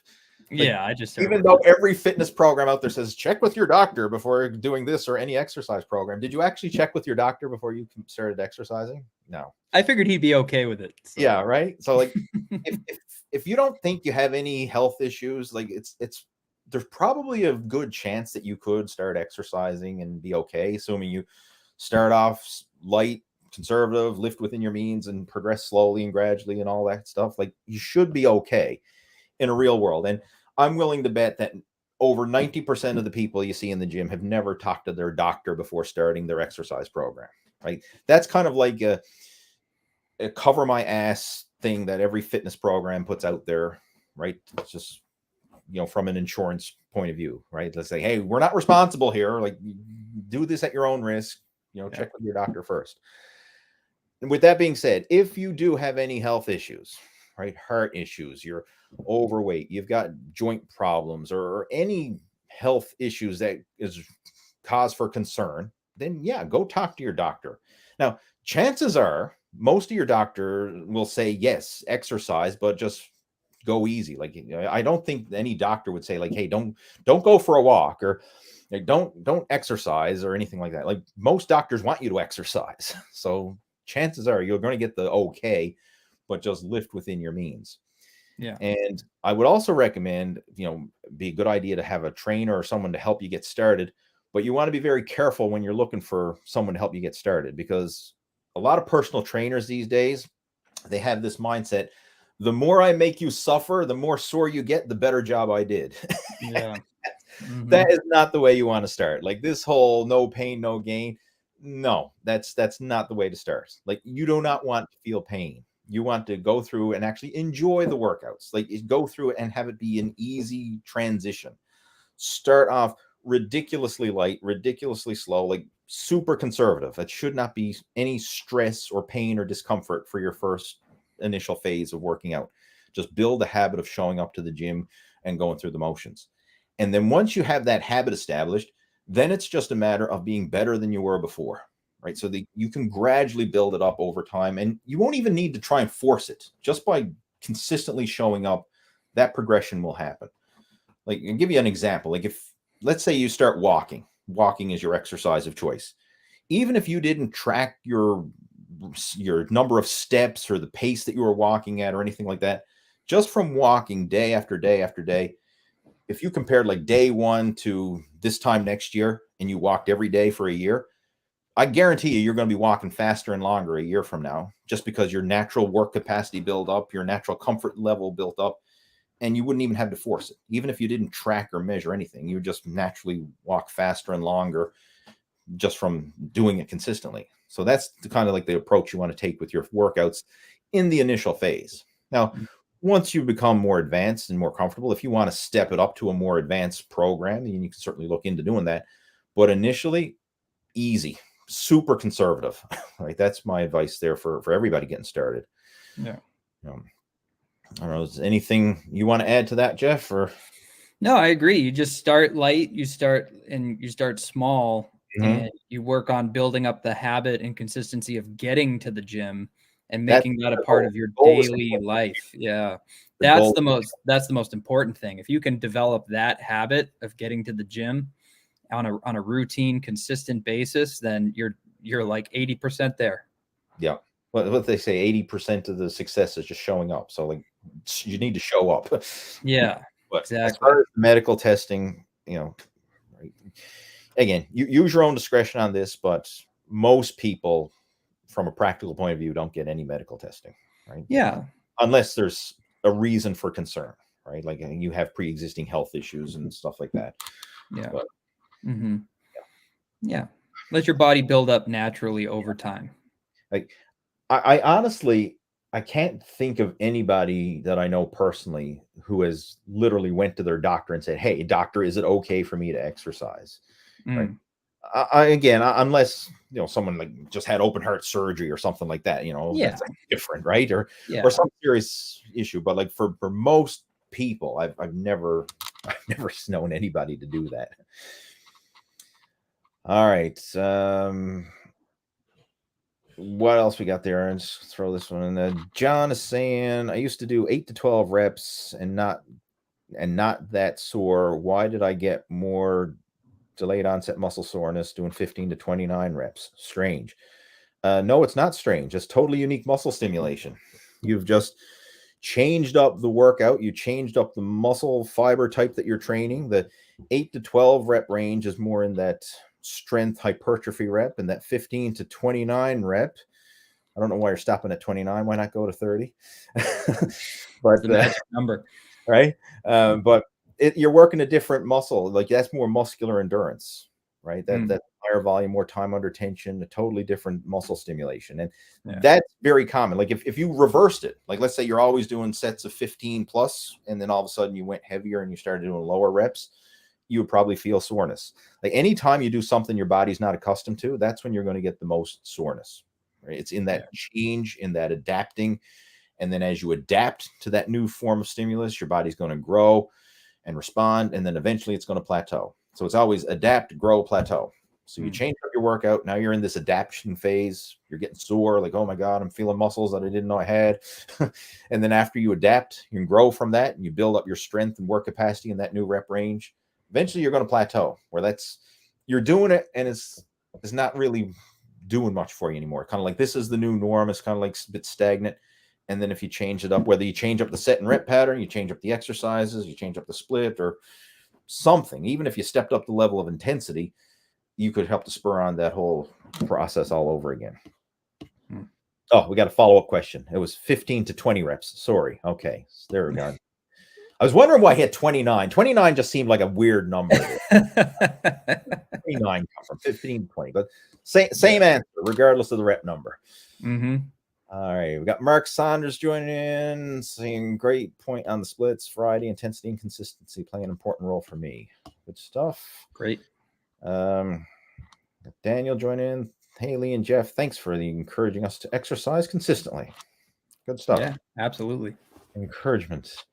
I think that might be all the questions that came through. I think I'll do a double check here now. Oh wait, no. We've been going a long time. Oh my God, this is going to be like a record long video chat. That's cool. If you're enjoying the chat, it flew by for me. Yeah, give it a thumbs up. Right, I'm enjoying it. Hey, I got to talk to. I don't feel as lonely. Brendan, dumbbell flat and incline better than barbell. It's not better or worse. It's different. All right. Like you could argue pros and cons for both. I mean, with a barbell, you can generally lift heavier weight. With a dumbbell or dumbbells in the form of bench press, you're going to work both sides independently. So like if one side is stronger than the other, you're going to force both sides to handle an equal workload. Whereas with barbells and machines, subconsciously, you may handle more weight with your dominant side. Like you could literally press 55% and 45% to your dominant side with a barbell. So like if you had 200 pounds, like you could be lifting 105 pounds with the dominant side and 95 pounds with the non-dominant side and not really notice it that much. Like you could literally be pressing more of the weight with your stronger side. Whereas with dumbbells, it's an equal split. So you force both sides to handle an equal workload. And another thing is you build it works more stabilizer muscles because you got to balance and support two dumbbells versus one barbell. Another advantage to a dumbbell is freedom of hand positions. So if you find having your hands locked into that rigid barbell position with the dumbbells, you can twist and rotate your hands to where it feels comfortable. Yeah. A lot of times, if anybody has wrist, elbow, or shoulder problems, dumbbells allow more freedom of movement and may allow you to work around that. Now, with that being said, it's also more unstable, I should say. So it's more likely to twist, roll, and move. So that could also cause an injury especially if you're handling super heavy weight with dumbbells. Like have you ever noticed this, Jeff? Like with dumbbells, it's hard to get in position, like for shoulder presses or bench presses. Yeah, you got to kick the weight up. I mean, that can sometimes be the hardest part, is just getting in position with those heavy dumbbells. Yeah. So that's another downfall to it. So it's not one better, worse, right, wrong. It's different, and there's pros and cons to both. Yeah. I'll be totally transparent. These days, I'm more machines. So I'm more often to do a chest press machine than a barbell or a dumbbell.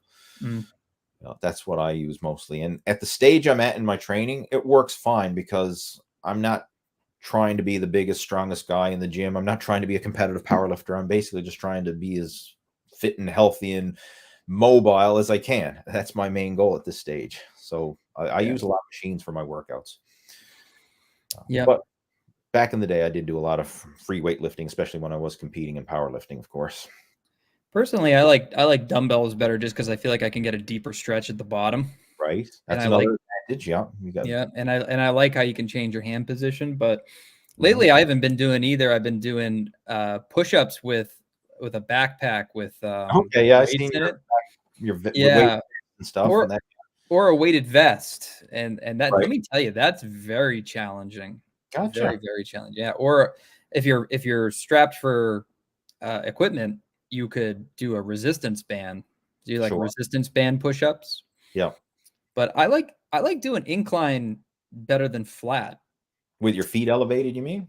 With my feet elevated, yeah. On any kind of press, I like doing incline better than flat because I find that the upper chest is a lagging spot for a lot of people. Right. So working on the incline there, that can help bring that up and just help your overall chest development. That's where you're going to be weaker on the incline than on the flat. So if you improve your incline, your overall pressing strength is going to improve. Yes. Yeah. Good point. Because I didn't address that. He did mention that in his question. Dumbbell flat and incline better than barbell. Okay. Yeah, we didn't address the incline, but thanks for sharing that, Jeff. Yeah. Yeah, for sure. And it's weird how it works. A lot of times people will feel less shoulder strain doing an incline bench press, that is, versus a flat. For some Yeah. reason, flat bench press can cause a lot of shoulder strain, but the Yeah. incline a little bit less so. It's just the way that the change of position, change of angle. So if you do have shoulder issues from regular bench presses, try an incline or even a decline. Like just change up the angle and see how that feels. And ideally, if you have an adjustable bench, because sometimes if you just have the set incline bench, it may be too steep, and it's nice to have the option to adjust it from in the different increments. Yeah. Like 45-degree angle is the max that I would ever go with an incline bench press, but I actually find sometimes even a little lower than that ideal, and that's usually only accomplished with an adjustable bench. Yeah. Yeah. All right, let's see what else we got there. Mark saying, how often do you like to meet with your clients who are online or over the phone?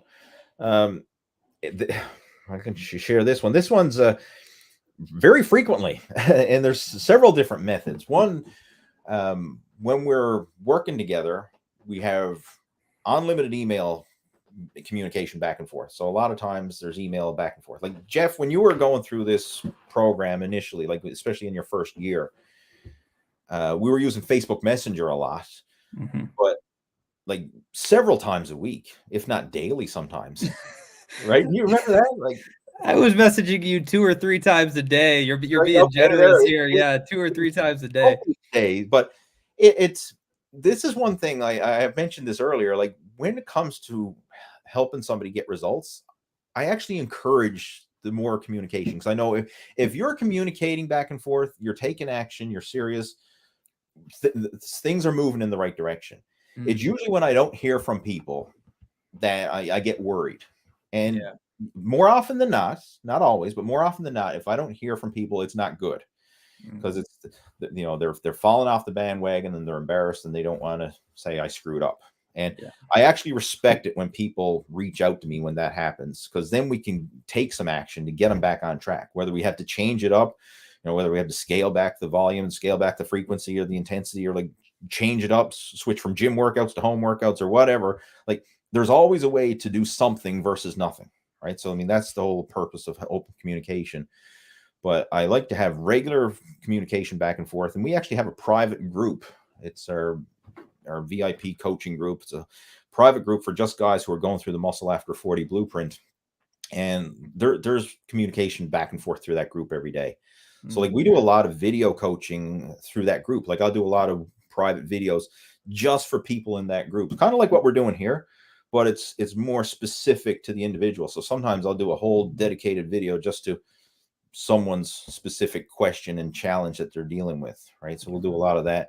And of course we do a lot of interaction to our group, but regular email communication or Facebook Messenger communication, regular to our groups. And as far as the coaching calls, at least one a month. And I actually recommend even more than that. Because the way it is with the coaching calls, like if everything's going great, then one coaching call a month, I find, is usually enough to keep that open flow of communication going back and forth and keep someone on track. But if at any time somebody feels like they're stuck and they need help, then I say, hey, you have my private calendar link, book in for a coaching call as soon as possible. Let's get you back on track ASAP. That's the way I always encourage it. Like, I don't ever want anybody to feel like, hey, I'm stuck and there's no help, right?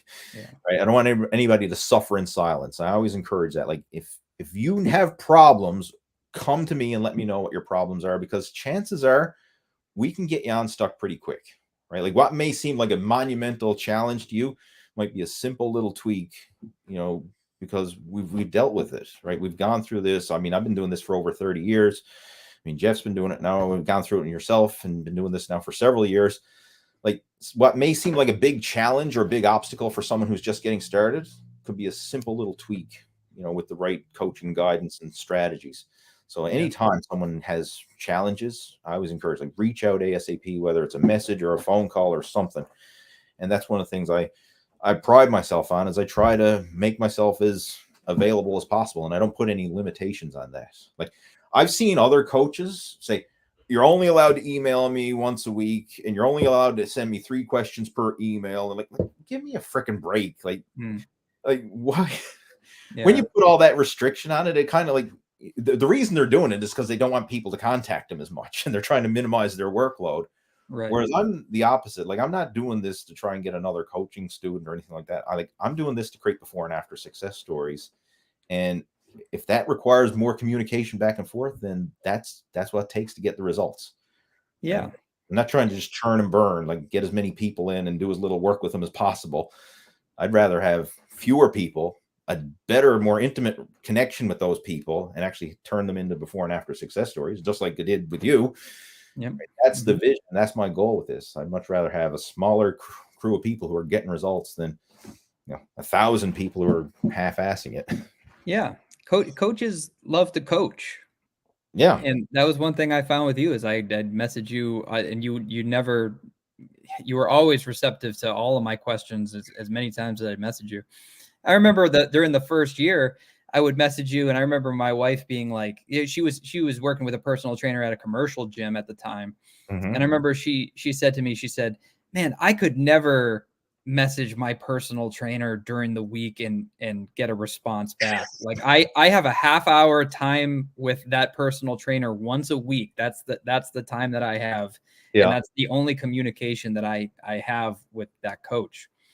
I would message you 2-3 times a day, and you'd always get back to me, and we'd have our coaching calls all the time. And because I could tell that you loved that I was getting so into it, and you did a great job of nurturing that. And it made me want to go even further with it.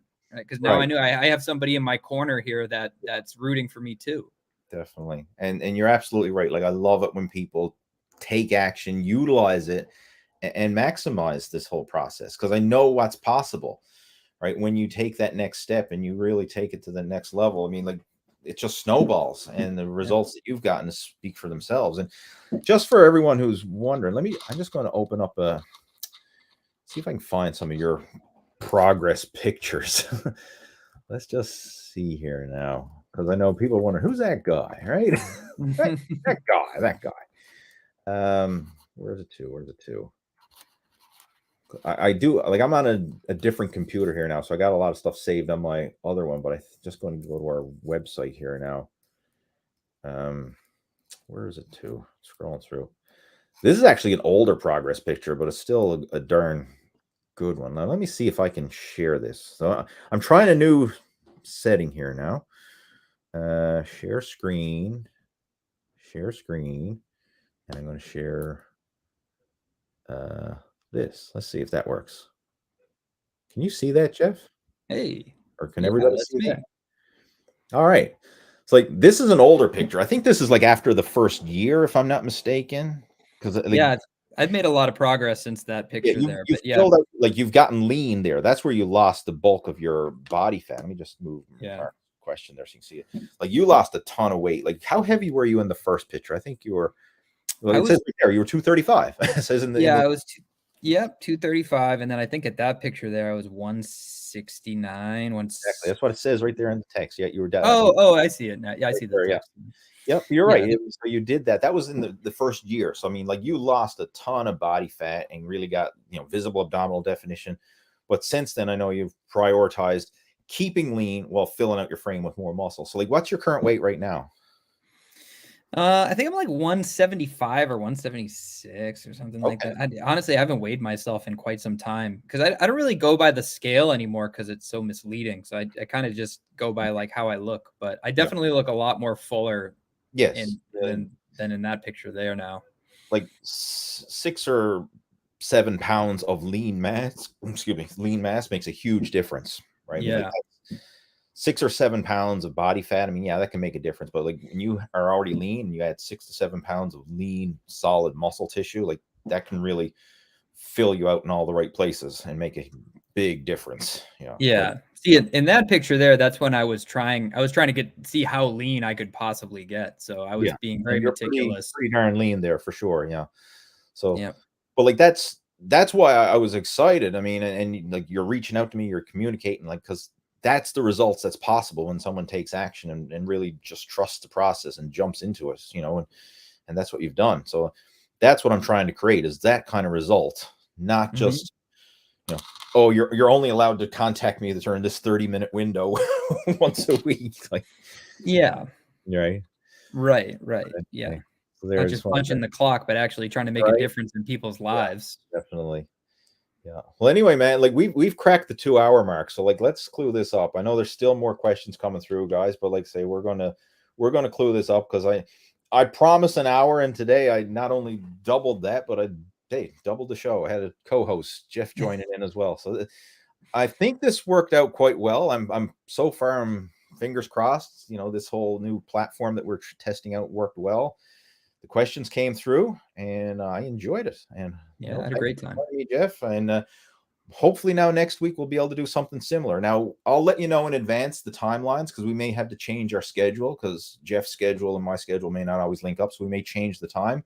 But if I do, I'll post it in advance. I'll post it up also on the YouTube channel and the community tab, and I'll make Facebook posts and maybe even send out an email in advance as well. So if you want to follow along with these videos and be updated when we do another co-host show, I'll let you know in advance. But so far, I'm quite pleased with how this worked. I think this will be the new format moving forward. Yeah, no, it's been a lot of fun, and thanks so much for inviting me to be here today. Yeah. Again, it's kind of a surreal thing, because I've been such a fan of your Q&A for so long. You're now part of it, right? I know, it's crazy. Right? Who knows? And chances are there's someone else out there watching this. You know, could be the next you know, success story and co-host and take over. Yeah, Right? absolutely. Pass the baton on to the next, right? Move on. All right. If I can do it, anyone can do it. I appreciate that. Yeah. Well, guys, hopefully you enjoyed the video chat. And if you do have any questions, comments, or feedback that wasn't addressed here, feel free to reach out. Again, you can email me or email Jeff. We'll put our contact information in the description. If you're not friends with me over on Facebook, friend me up over there. I'm quite active on Facebook. That's actually how I do a lot of my interaction and chatting back and forth. So friend me up there. And also follow Jeff over on Instagram as well as Facebook. And I'll post all those links in the description when this thing goes, the replay gets posted up with all the Q&A and timestamps. Yeah.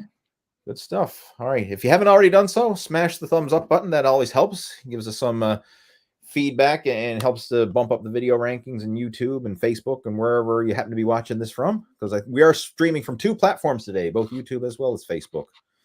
So that's the first time I've ever done that as well. So that's interesting.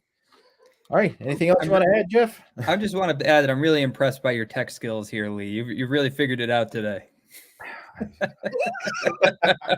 This is a fluke, right? I just turned it on and it actually worked. Every now and then it works for you. Good Right? stuff. Yeah, this is working good. All right, guys, I'm going to end the show. And again, thanks for tuning in, and we'll talk to you next week. Again, I'll let you know in advance when the actual schedule will come down, but normally I always say same time, same place, but I don't know if it'll be the same time. I don't even know if it'll be the same place, because it could be on YouTube or Facebook. So we're going to uncharted territory in the future. That's where we're headed.